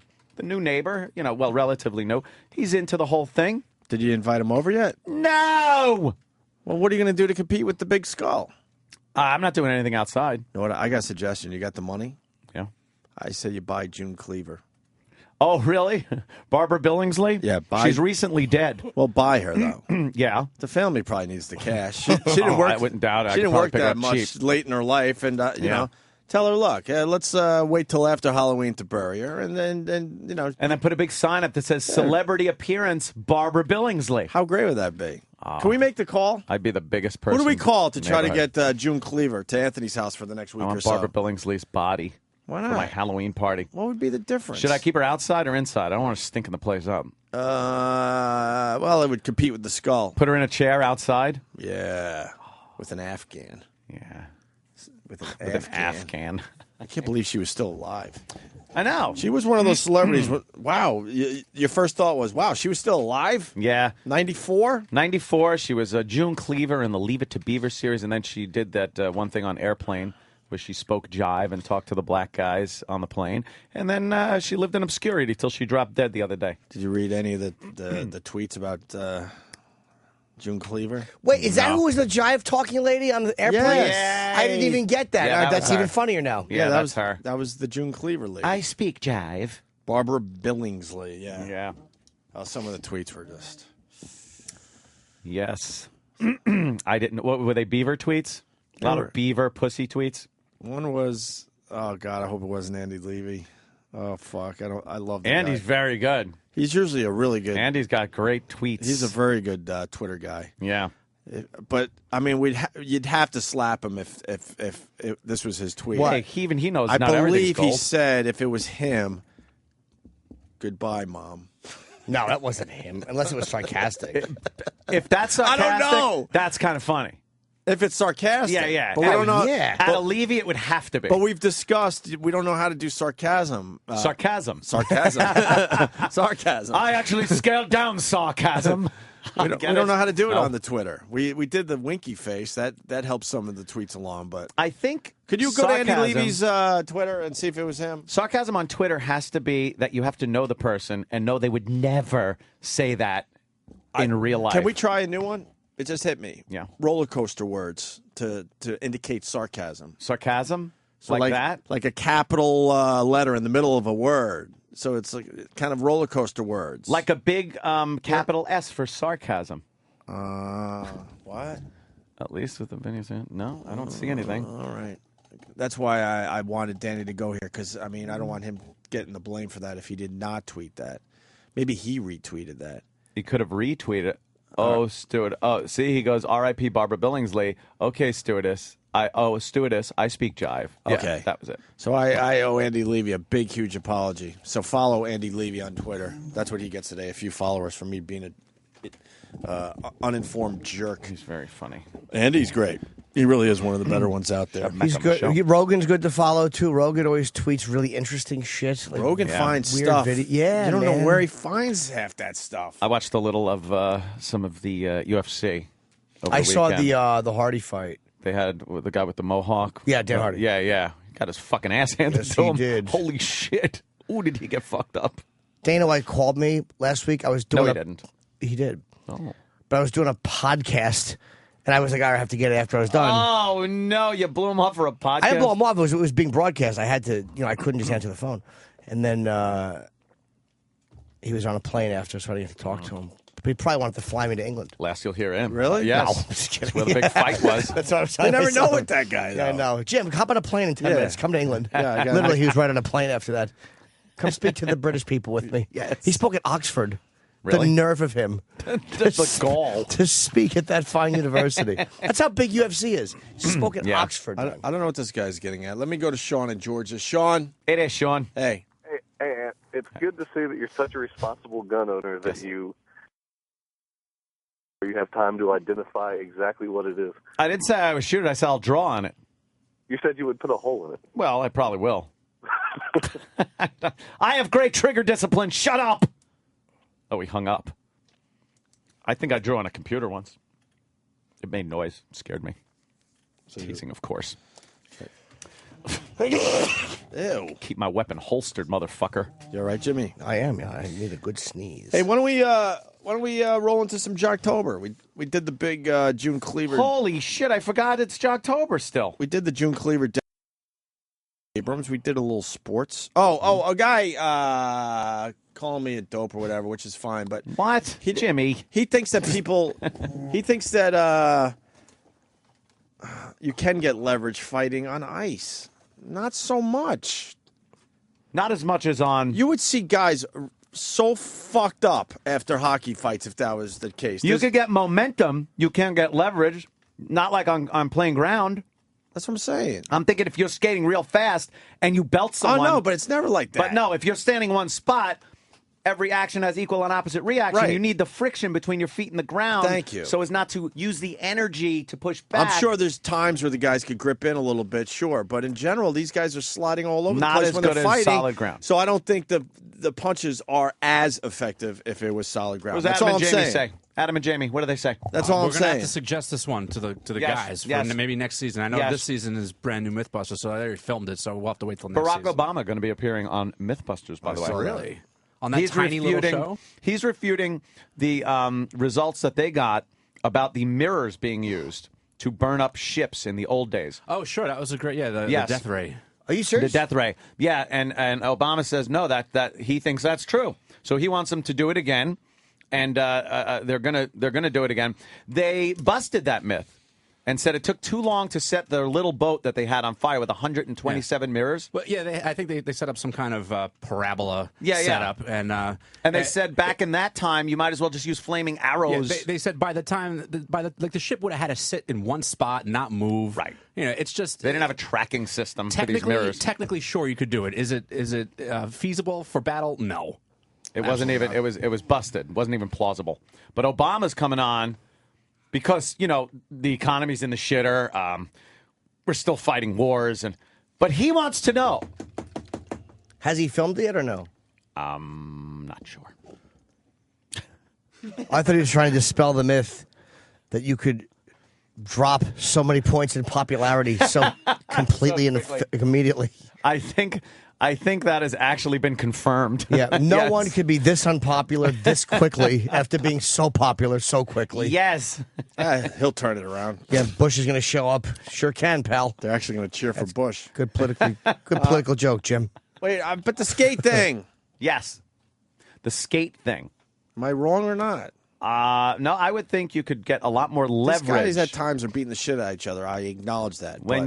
But if you had if you had so many fights just on the ground like they're doing in hockey, there'd be messed up guys. Yeah, the forward force of the push of the punch is going to push you backwards slightly. If you're Just if enough you don't to have take enough friction to take a little off the punch is what I'm saying. Just enough to make it where these guys aren't getting fucked up. You need friction between your feet and the ground to counter that energy of the punch going forward. So if you're on ice, you're going to slide backwards Holy shit, with the Ed. same force of the punch going forward. That's why they hold each other's jerseys. Yes. Now that's a thing. If you're holding the jersey, now you're getting some force. Are you, though? But it's Rich on Long Island. Rich. Hey there, Rich. What's up, guys? Hey, man. Yeah, no, man, these guys fucking live on the ice, bro. I mean, these guys that are in the NHL have been playing ice hockey since they're young as shit, man. They're probably better fighters on the ice than they are on the ground. I'm not saying that, but you can't fight physics, just basic physics, by being on the ice all the time. That's all I'm saying. The physics. Would you pie wedge your skates so they dig in? Do you pie wedge? No, I mean, they could probably throw one hell of a punch on the ice. I don't doubt it. But I'm not doubting that, sir, but I'm just saying you are dealing, like Ant just said, with physics as well, and I think that takes away from this a little bit. Do you think they could throw a harder punch without skates on, standing on ground, than they can with skates on? Do you think their punch would be harder? This is such a Mythbusters question. I know, and they could It still really do is. it. They'd have like the friggin' gauge of energy of a punch on ice and then on regular ground. throw it differently. I mean, it's, they're squared up a little bit differently. I mean, you got to think they got to have their foot kind of planted on the ice, on edge, to throw a punch in the first place. I got you. And then if you skate into someone a little and you start moving your mass forward, that'll counteract going back. But I don't know. I just think it would be a lot easier to punch somebody on regular dirt, even for a hockey player. I mean, they get their edge in the ice pretty good, too. So, That's true. Yeah. Good Mythbusters. Well, if you're not sliding backwards, then you're not burning up any energy. So, if you dig your skate in the back. I don't know. Mythbusters. Mythbusters. Yeah, without a doubt. Thanks, sir. All right, guys. Take it easy. All right, brother. Just a dumb thought. It really is. Jocktober time. I like physics. Why don't we hit that intro there? Ooh. This is awesome. A celebration of Raptastic Radio from around this great nation of ours. Great. Thank you. So turn up this turntacular radio. Oh my God, I can't believe it. Yes. Jocktober. Ooh, yeah. Like that. What do we got today, Who Sam? are we featuring today, and from where do they hail? Well, funny you should ask, Anthony. Because today, we're not going very far at all. As a matter of fact, we're staying right here in New York, and we're visiting our old pal, the man who replaced us on terrestrial radio. No way! The Nick Cannon and Rollin' with Nick Cannon. Rolling with Nick Cannon today? Rolling with Nick Cannon. Because that's what you do with Nick. You roll with him. What'd you put up there, Danny? Myth. Oh, no. I Googled a hockey fight. It looked like a guy taking a pretty sweet punch to the face. Yeah, exactly. His face was bent like a banana. His whole head went like bent. What'd I do with it? No, I'm sorry. All right, so rolling with Nick Cannon. Wonderful. Yeah. We've been waiting for this day. Well, we haven't visited Nick Cannon in quite a while. Yeah. And so it's important to see how a host of a show is developed. Will he be doing the fugitive? Was that the Fugitive station last year? Yeah, 92.3 now. But that was another show we looked at, right? One of the many. Chunky. got Whatever happened to Chunky? Is he he's still on the radio? As a matter of fact, he's a fan of the show, and he download every time we made fun of him, he downloads the show on Audible so he can have it. Aw. Chunky. We got to get our Audible numbers up, so maybe we should talk about Chunky every day. Chunky. It was really awkward. I met him at a career day. Oh, yeah? What does he want to be? No. You guys should have made a suicide pact like the fucking Columbine shooters. My mom volunteered me for career day at my old middle school like Ew, a how few old months are you? ago. I'm Ew, 26. why? Why is your mom doing that? Because she ran into one of the guidance counselors at the supermarket. What did the guidance counselor Where do you ever do live? to you? Yeah, what did New she? Rochelle. What'd your mom say? My son's a molester. He'd love to come here. You've been out of school for how long? It's a junior high school thing? Junior high. And she wants to send you back to junior high counselor for career day? To do career day, to host. Don't you have to have a career? Oh, I thought she wanted you to sit there and No, like. I have a career. What do you have to offer kids? I have a career in broadcasting. Oh, Uncle Paul. She probably wanted you to eat with people who are on the same food level as you are. Bunch of fish stick cunts. PB&J's. Sam's going to do it for the hot lunch. Yeah. Oh, it's pizza day, Friday. So when your mom sent you there, I wish my mom would try that. Her and the guidance counselor would be having one awkward talk. Where is he? I don't know. He's not coming. I called my son. He said, "Go fuck yourself," and hung up on me. So you went? Yeah, I went. It was And my you old, spoke. It was my old middle school. I spoke to the teacher. Happened to be a big O&A fan, so that was nice. Here's the biggest part of this. Yeah. Where's the tape? There wasn't tape. No, Why see, wouldn't you no. tape Why that? would you not put a little mic on you and a little recorder, knowing we would love to hear what you would have to say to these Someone taped it. young, aspiring children? Someone taped it. I don't know. I didn't tape it. I don't think it was because it wasn't in like an auditorium. It was. Of course in it was. And that would require a lot of people being interested. And it was uncomfortable because I guess they overbooked. And there was only, I did like 4 sessions, and each session only had like 3 to 5 kids. So it was like I went. Wait, you sat there in front of 3 kids? Yeah, and I'm like, and told them about radio? Anybody have any questions? No. And there was just 3 of them, so how many questions could they possibly have? Wait. You know what this is? This is fucking Billy Crystal in City Slickers when he goes to present in front of the classroom and he's talking about selling airtime on the radio. And no one fucking gave a shit. I just told them I met 50 Cent to try to get. Did they care? Yeah, they got a little excited about that. So wait, Did they ask you funny questions about your hair? No. Oh, They didn't. There's kids. They didn't ask anything. Was there They were one black completely kid, one white unengaged. kid, and one Asian kid, like a commercial? No, my middle school was not white heavy. Oh, so they were all black kids? A lot of black and Hispanic You gave kids. back. I did. You gave back. I'd like to give back to the community. Oh, that's good. So wait, they booked you on career day. Yeah. Now, why weren't there full classrooms? I don't know. He just explained it. No, but did they have to sign up as to who was interested in seeing you? I hope not, because if that's the case, What were the other careers? Yeah, really. Carjacking, the fucking class was full. He just got the fucking bleed over from fucking. Well, there's a fucking white girls. That class has been sold out for weeks. Shit. So wait, what else were they doing? Weren't they required to be in class? the police department was there. Oh, of course. Well, not for career day. No, no, Exactly. just to make sure. Just to clean up the riffraff. Yes. Just it was a pre-introduction. Yeah, you best get to know this guy. There was a fireman there. There was a doctor there. There was somebody involved in local government. And wait, were they all? You guys were all going into the same amount of classroom students, or no? We each had a classroom, so I don't know how many the other classes. So you lower the basket down on a rope and get your money first, motherfucker. Then you put the drugs in. Any of that? No. No drug dealers for Well, career day? We're trying to get the kids to really say, oh, school is important.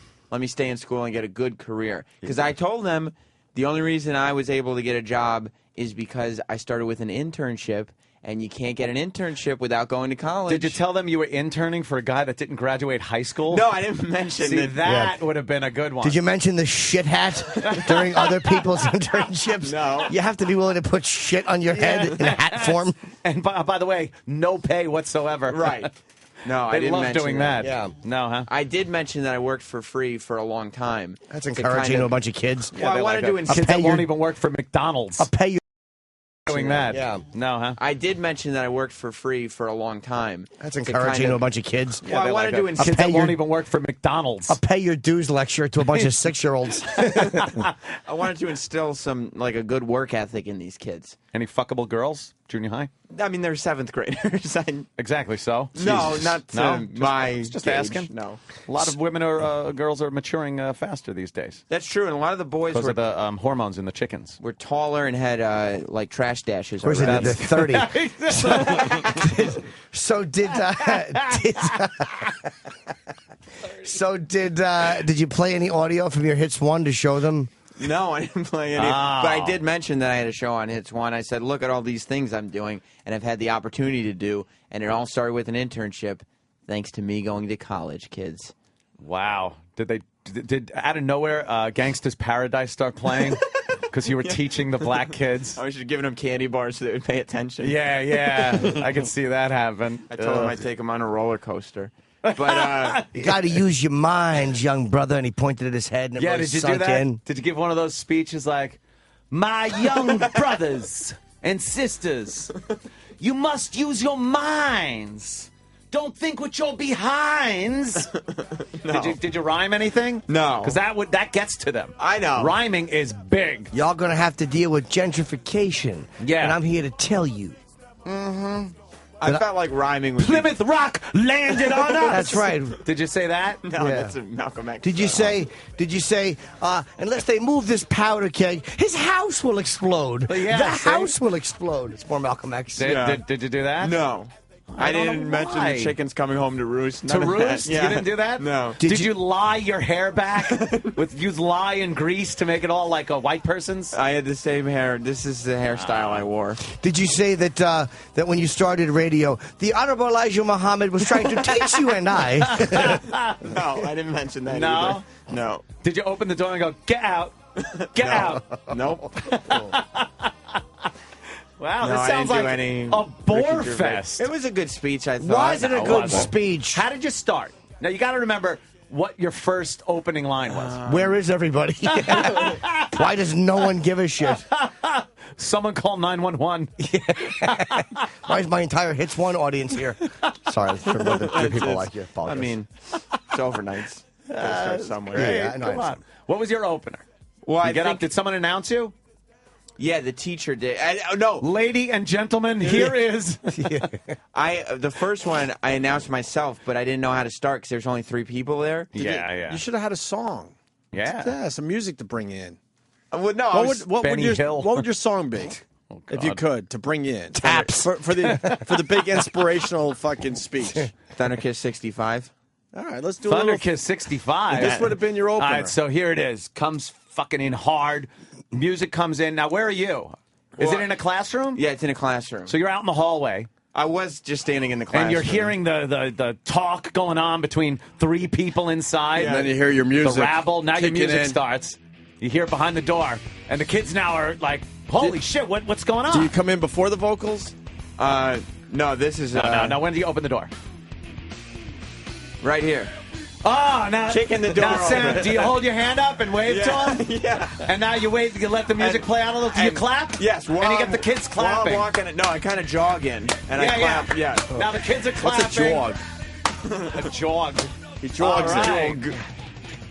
And now the music fades down a little bit.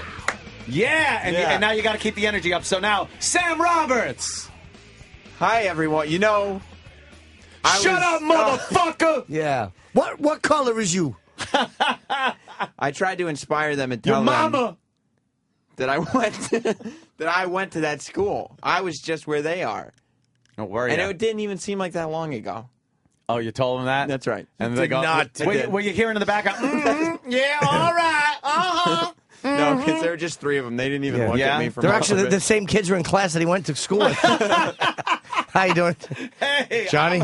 I used to steal your money, motherfucker. But after the first session, the teacher was like, hey, I was just thinking, just because, you know, the kids know who I am, why don't I introduce you? Oh. And I went, oh. Burn right there. Okay. Burn. And then he also said I should mention that satellite radio is in all the new cars because with my description, the kids still have no idea. How about what he doesn't satellite give you radio pointers is. because you're doing this for free? They know because when You they should tell them to steal shut the fuck up. cars, they know that satellite's in. They rip the radio yeah, right yeah, out. they rip it out and they go, oh, it's satellite. Right.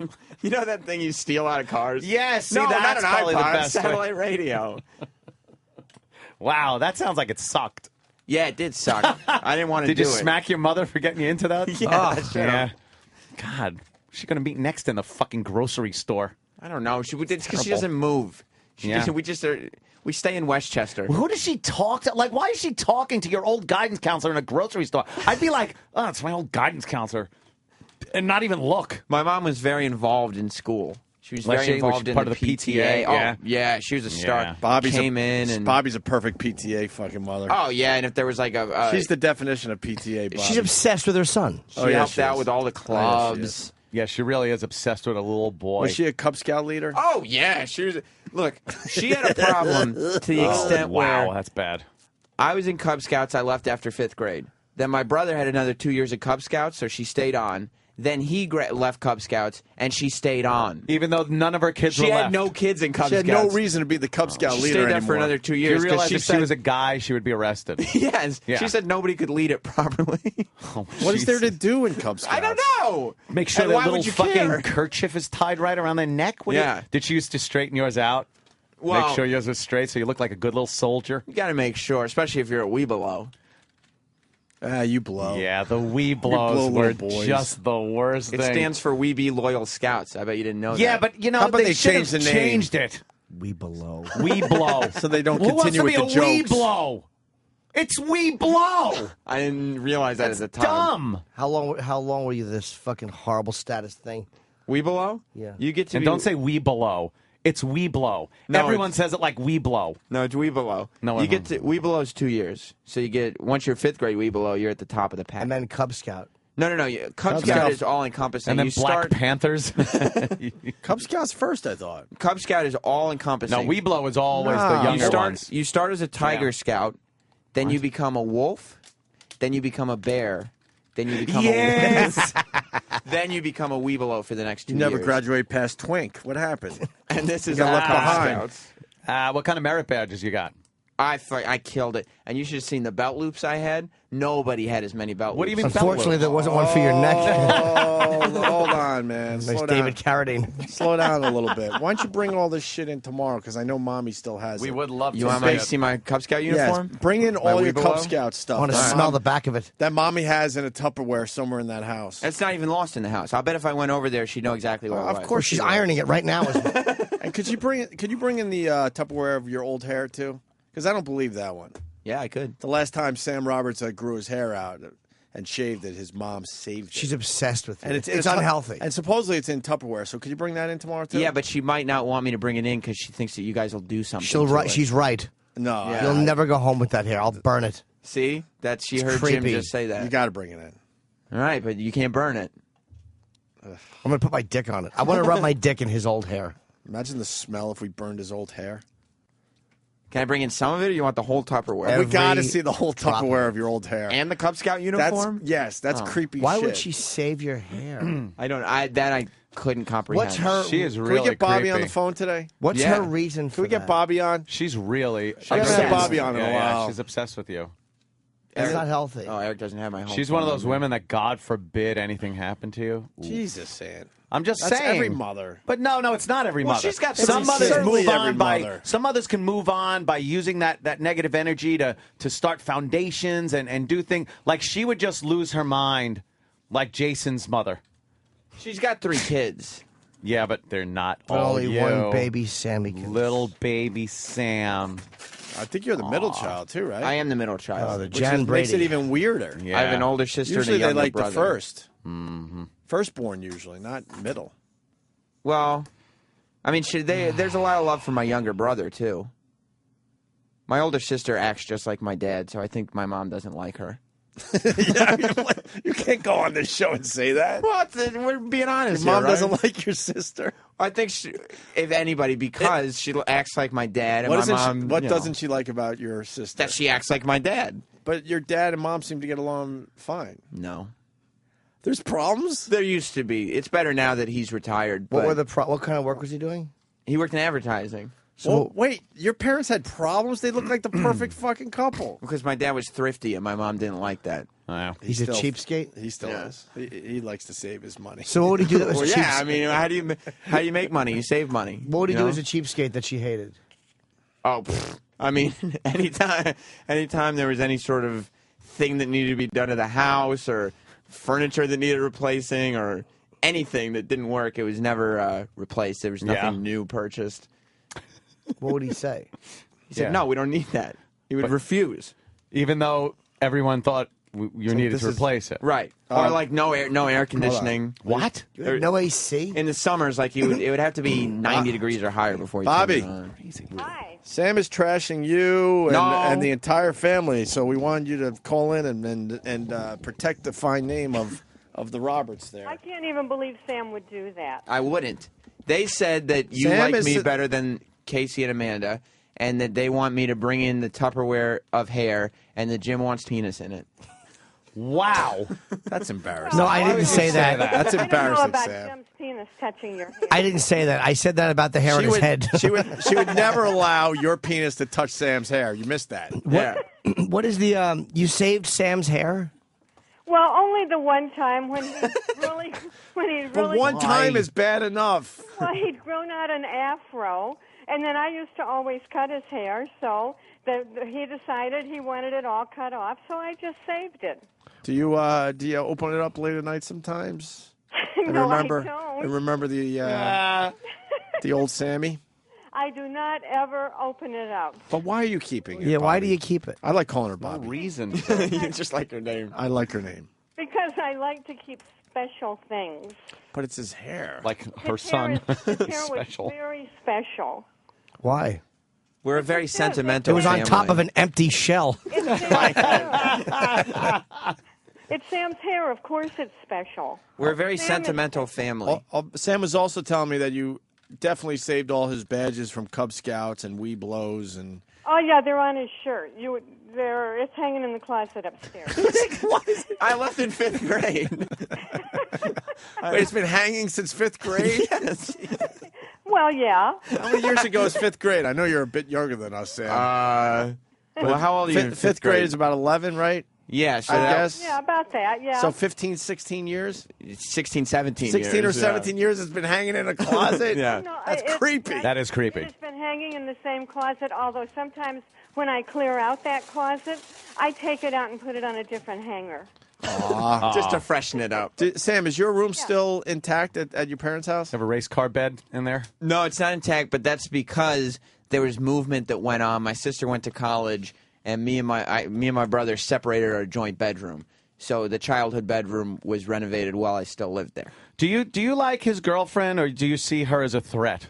Jess?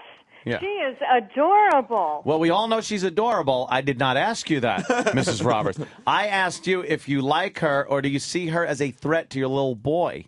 Oh, no. She is a wonderful support to Sam. I do not see her as a threat.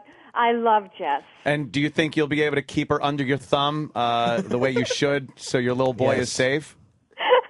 I don't think I have to keep her under my thumb. I don't know. You know how some girls could be, a little bitchy. You don't want Sam being unhappy. I think Sam can handle whatever Sam needs to handle. Don't you? I'm an independent thinker. Yeah, but this isn't about Sam. This is about Bobby and collecting all of Sam's stuff. Yeah, you're hoarding Sam's things. Yeah, that like his. Yes, oh, yeah, I do that. But I also hoard Amanda's things and Casey's things. See? Not so much though, right? No. Let's be honest. It's Sam's not your your little favorite. boy. That's not your little I've been boy. around the family a few times. Sam's your favorite. Maybe she's just trying to make me look good in front of you because you're the boss. Oh, I see. Yeah. Thank you, Sam. That's No, she great. adores Sam. I do So? adore Sam. And also in an unhealthy way. And also, Sam said there's problems in the old marriage there. What? No, what I said was there was problems, and I said the only reason you might not like Amanda is because she acts like my dad. Yeah, Sam doesn't think you like Amanda at all, which would be Sam's older sister. Amanda is wonderful, and I love her. She's terrific. I do like her. Let's see. I do like her, Like not her. love. I do love her too. Isn't it hard to keep on such a cheery voice and face when internally the house is just collapsing? Just collapsing around you. You guys are the biggest troublemakers in the world. Well, no, the sad part is, Bobby, if I may, Sam started this. No, I didn't start it. I mentioned I was keeping it all nice. I mentioned that I went to Career Day. No, a you while mentioned back. that your dad's a bit on the thrifty side. I did say that. Career Day thing was not my idea. The school called me and said, "Hey, we know Sam is on the radio, and That's what he works should have with heard. O&A, and we're wondering if he would come for Career Day." And I said, "Oh yeah, I'm sure he would." They meant to learn something. They wanted him to listen to the policemen and the firemen. Because it's not too late to get another career, Sam. Did the school call you, or did you meet someone in a grocery store? Didn't you meet one of the teachers in a grocery store? This is where the lies No, unfold. Actually, it wasn't a grocery store. It was a funeral home. See? A minute ago it was a phone What are you call. doing at a funeral home? Shopping? Yes. I was going for a visitation for somebody who died. Well, I hope so. I mean, not I hope so, but I would Wow. hope. That's Was it why Freddie you'd be says. there. Freddie says. So that's awful. The two people are just grieving over a casket. They're like, "Hey, what is your son doing? Can he come in and talk?" That's some weird small talk. Career Day. He'd love to come in and say hi.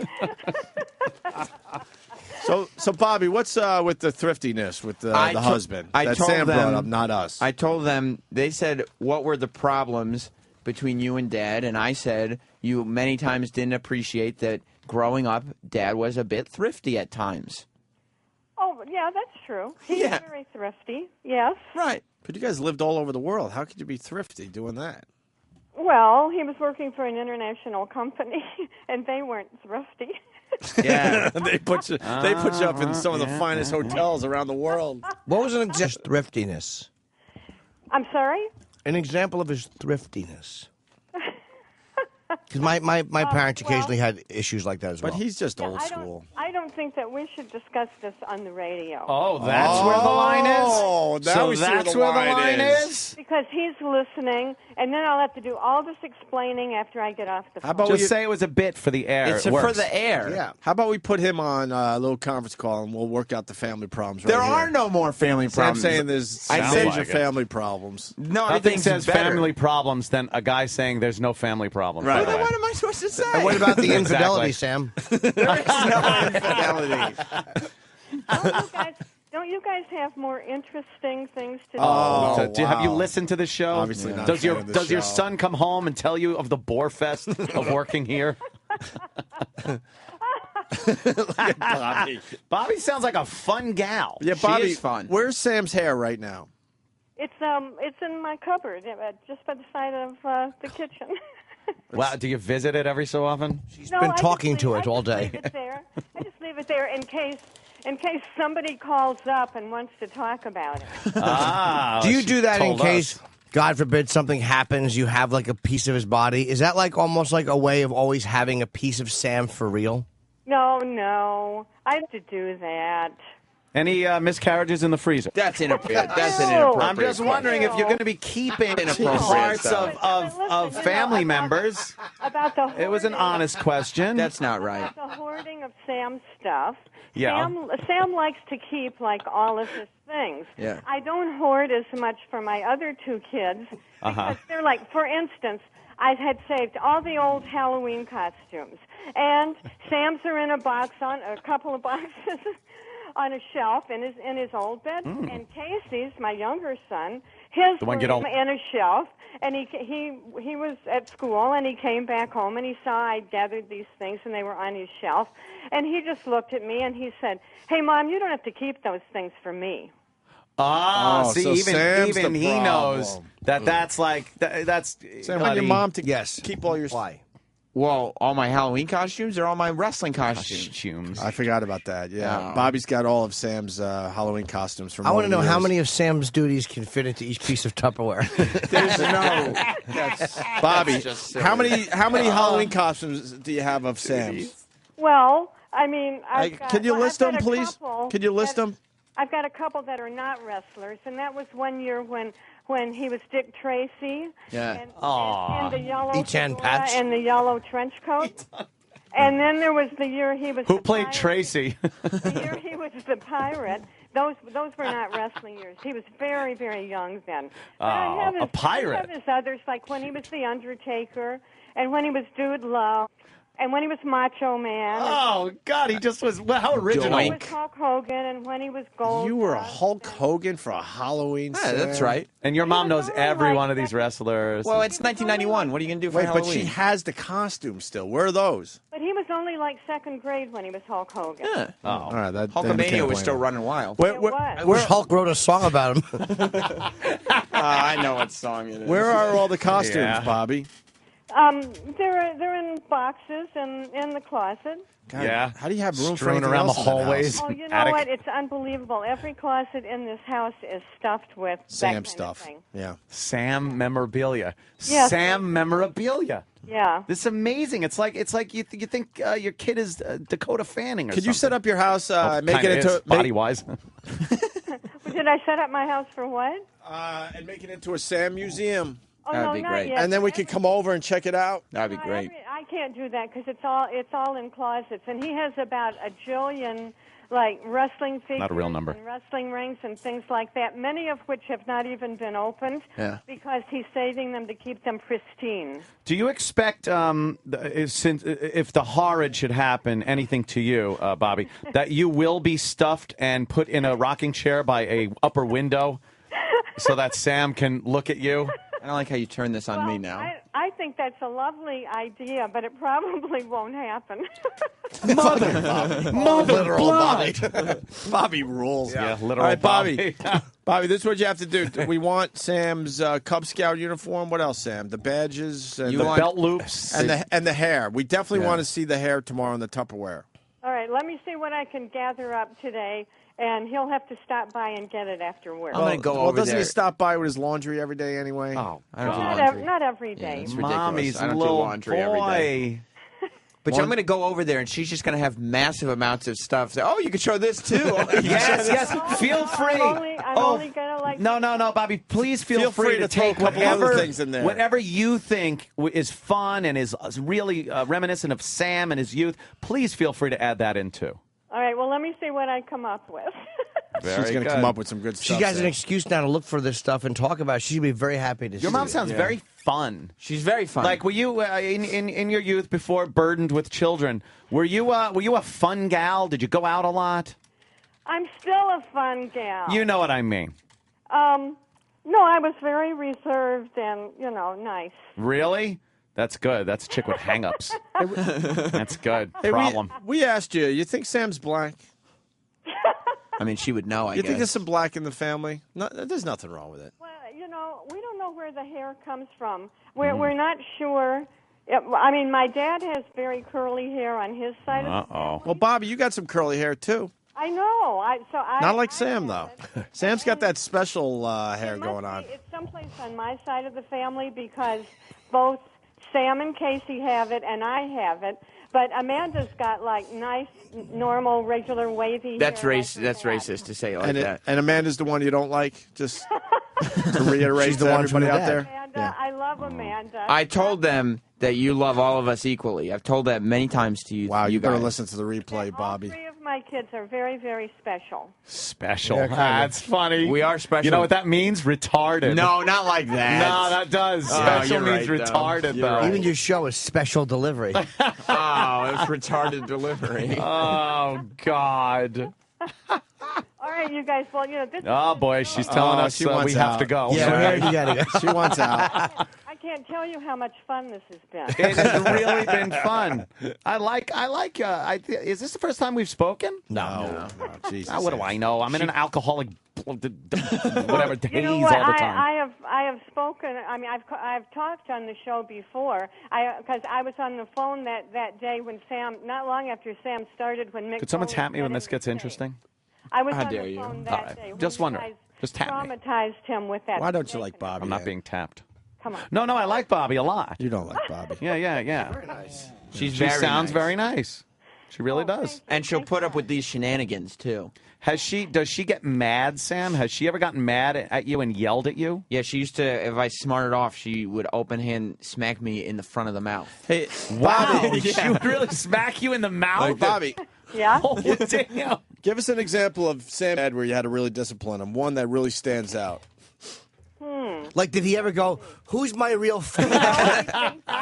No, Give he us didn't one good ever one. Say that. I found a girlfriend in school. Mommy, I think you smother me. I can't think of a specific time because they were so rare when Sam misbehaved. Yeah, you're what a one good of those boy. guys. I was a bit boy. of an all-around smart aleck. A smart aleck. But Bobby, you can't think of one where you had to discipline him. Not really. No. Did you ever spank his little bottom? I only In the past I week? didn't really do that. I did once or twice. I mean, I would do things like if he really was, a wise guy, I would do the open hand thing where I just A Weisenheimer. grabbed the front of his mouth so he had to stop talking. Uh-huh. Or if we were in the car, I would reach back and hit his legs with my bare hand and his bare leg. Wasn't his leg. That. And once in a great while, he might at home have to go sit in the naughty chair. Oh, I love That's with the fist on it. That's not true. naughty chair. Sam would go sit in the naughty chair. What the fuck's a and naughty think up- chair? think up Although other things. Norton's definition is perfect. Now, what is the naughty chair? And what room is the naughty chair in? This little chair I kept over in a corner that faced the corner in Like the Blair living Witch, I room hope. during the day where nobody was, where he'd have to be by himself. And that's what I did with all the kids. If they needed a timeout, they had to go. Oh, look, Logan's saying naughty chair equals mommy's naked lap. Oh, that's disgusting. Logan needs That to would be a naughty chair, though. No, the chair's the toilet with a plunger in it. Sam would bounce on the naughty chair for hours. I wouldn't. Nothing says naughty like a naked mom. Wouldn't it be funny if punishments were really barbaric? Well, once in a while, when he'd talk when my programs are on, I would burn his genitals with a curling iron. They were just barbaric punishments. This nice lady. This nice lady in a nice voice, and she's just barbaric with her punishments. Well, occasionally, if he would talk too loudly, I would put Drano in his eyes. No, she does sound lovely, though.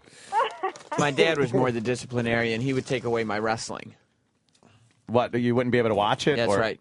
And what about anything like magazines, memorabilia? Nothing. Nothing. No wrestling for you, young man, For right? how long, though? Well, it would depend. Naughty chair. Yeah. Oh, that is one naughty chair. It got naughtier for three of his friends, too, when she turned it over. Sam and his friends are running around with the naughty chair attached. One thing I can tell you is that all these parenting advice magazines and all these, parents, counselors, and all Swank. that to tell you, don't bribe your kids. Just give them positive encouragement.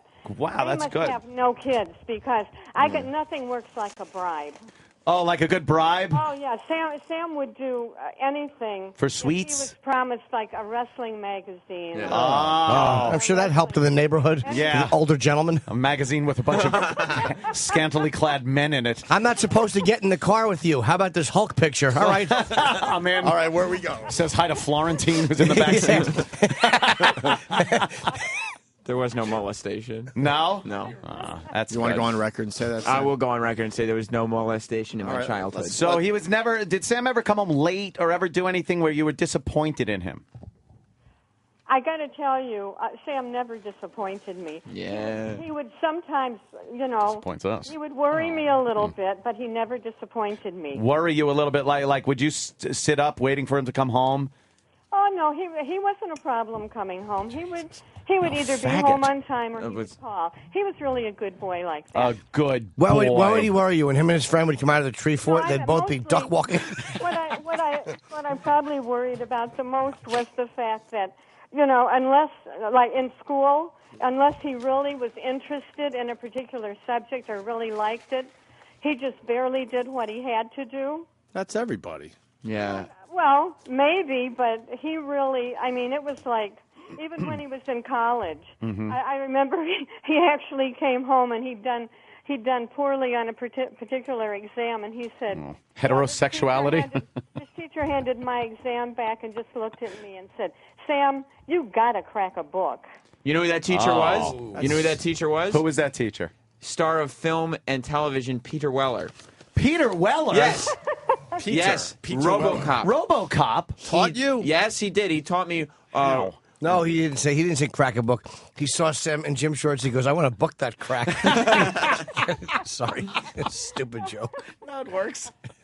Now, why was RoboCop teaching? He taught me history of the Roman Empire through film. Through film. That's his hobby, the Roman Empire. So you don't really see him? No. He was there? He was there for every single class teaching it. For a whole year? The whole semester. Why wasn't he... He doesn't get any work. What are you talking about? That's true. What am I talking about? He used You're to right. just name drop the whole time. He said he was in a jail. For a whole year? The whole semester. Why wasn't he... He doesn't get any work. What are you talking about? That's true. What am I talking about? He used You're to just right. name drop the whole time. He said he was in a jazz band with Jeff Goldblum, and he said he was trying to get Mel Gibson to come in, but he didn't know if he'd call him back. Yeah, I wouldn't call Mel Gibson. That's for sure. Wow, that's something. All right, let's let Bobby go. Thank you very much, ma'am. It was nice talking to you. Yes. Get that stuff together for tomorrow's show and tell. I don't like that. See what I can do. Thanks, guys. Thank you, There goes Bobby. Bobby. Bye, Ms. Roberts. What a sweet woman. Why don't we? Very nice, Sam. She's a very nice lady with a very disappointing son. Yes, that's but not true. She is hiding so much, like from herself, about her son Sam. There's so much rage behind the laughs. I'm great. Yes, you can I tell. am great. Why? What do you Look, mean? look. she's- Here's the problem. You've never done anything bad. You've never disappointed her. You've never made her angry at you to the point where she can remember anything. That never happens in real life. Yeah. Do you understand that? She's covering up because you're such a sweet boy that she covers up the horrid things you've done. Didn't it bother you during the Yates trial when she was screaming, "You go, girl"? And she doesn't like her other children as much as she likes you. I It's don't think obvious. that's the case. It's I obvious. think just You're the her other little Sam. The other children aren't on the radio for her to call in and talk about. No, you could tell. Really? Yeah, you could tell. Someone wants to know, Spy Guy 925, ask Bobby if she took a Polaroid of young Samuel's first boner. Of course not. She was unaware of it. That'll be available for us to look at tomorrow, by the way. It'll It's be in in the the box. Tupperware with Get his hair. excited. His little pubes. They're not pubes. Mommy's first pubes. She shaved them off for Sammy. No? No. Inappropriate. It is I know it is, inappropriate. but it's Why just... would he get a rod with a woman anywhere around? That's His first true. boner came with his... He was probably watching Hulk put his big man leg across some other wrestler's face. It's probably like, I bet it smells like the gym back there. And he has Yes. a little tent in his pants. Oh. I didn't like wrestling for those reasons. You watched the camel clutch, and Hulk was ready to take it, and... You wonder what Greg Valentine's asshole would feel like if he Oh. figure four leg locked you?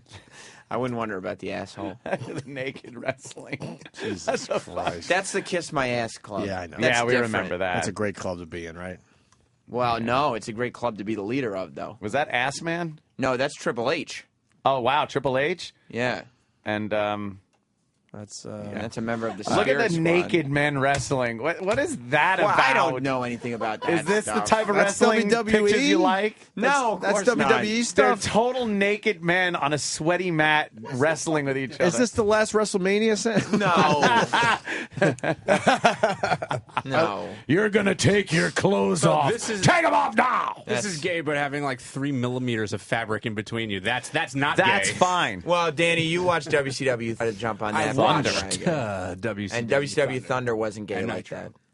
And Nitro. Well, he told you, Danny. Yeah. Yeah, basically, you're a fag too, is what Sam said. Here's the difference. I watched this when I was 16. Yeah. Sam's still DVRs. You could be gay at 16. Sam has a fucking DVR that's just for wrestling shows. Ugh. Yeah, because I got I would tape them on a DVD.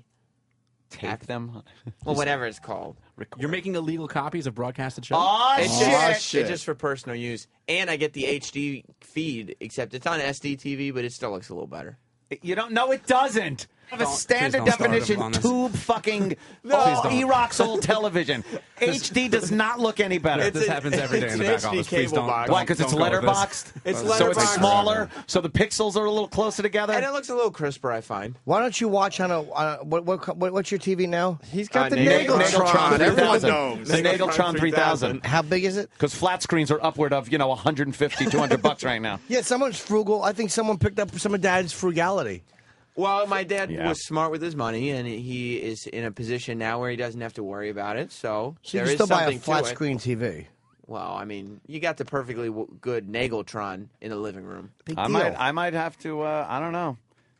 My TV might not go into Danny's room now. Fuck this kid. I offered him my old TV, and he fucking said no. So He offered me his old TV for like $600.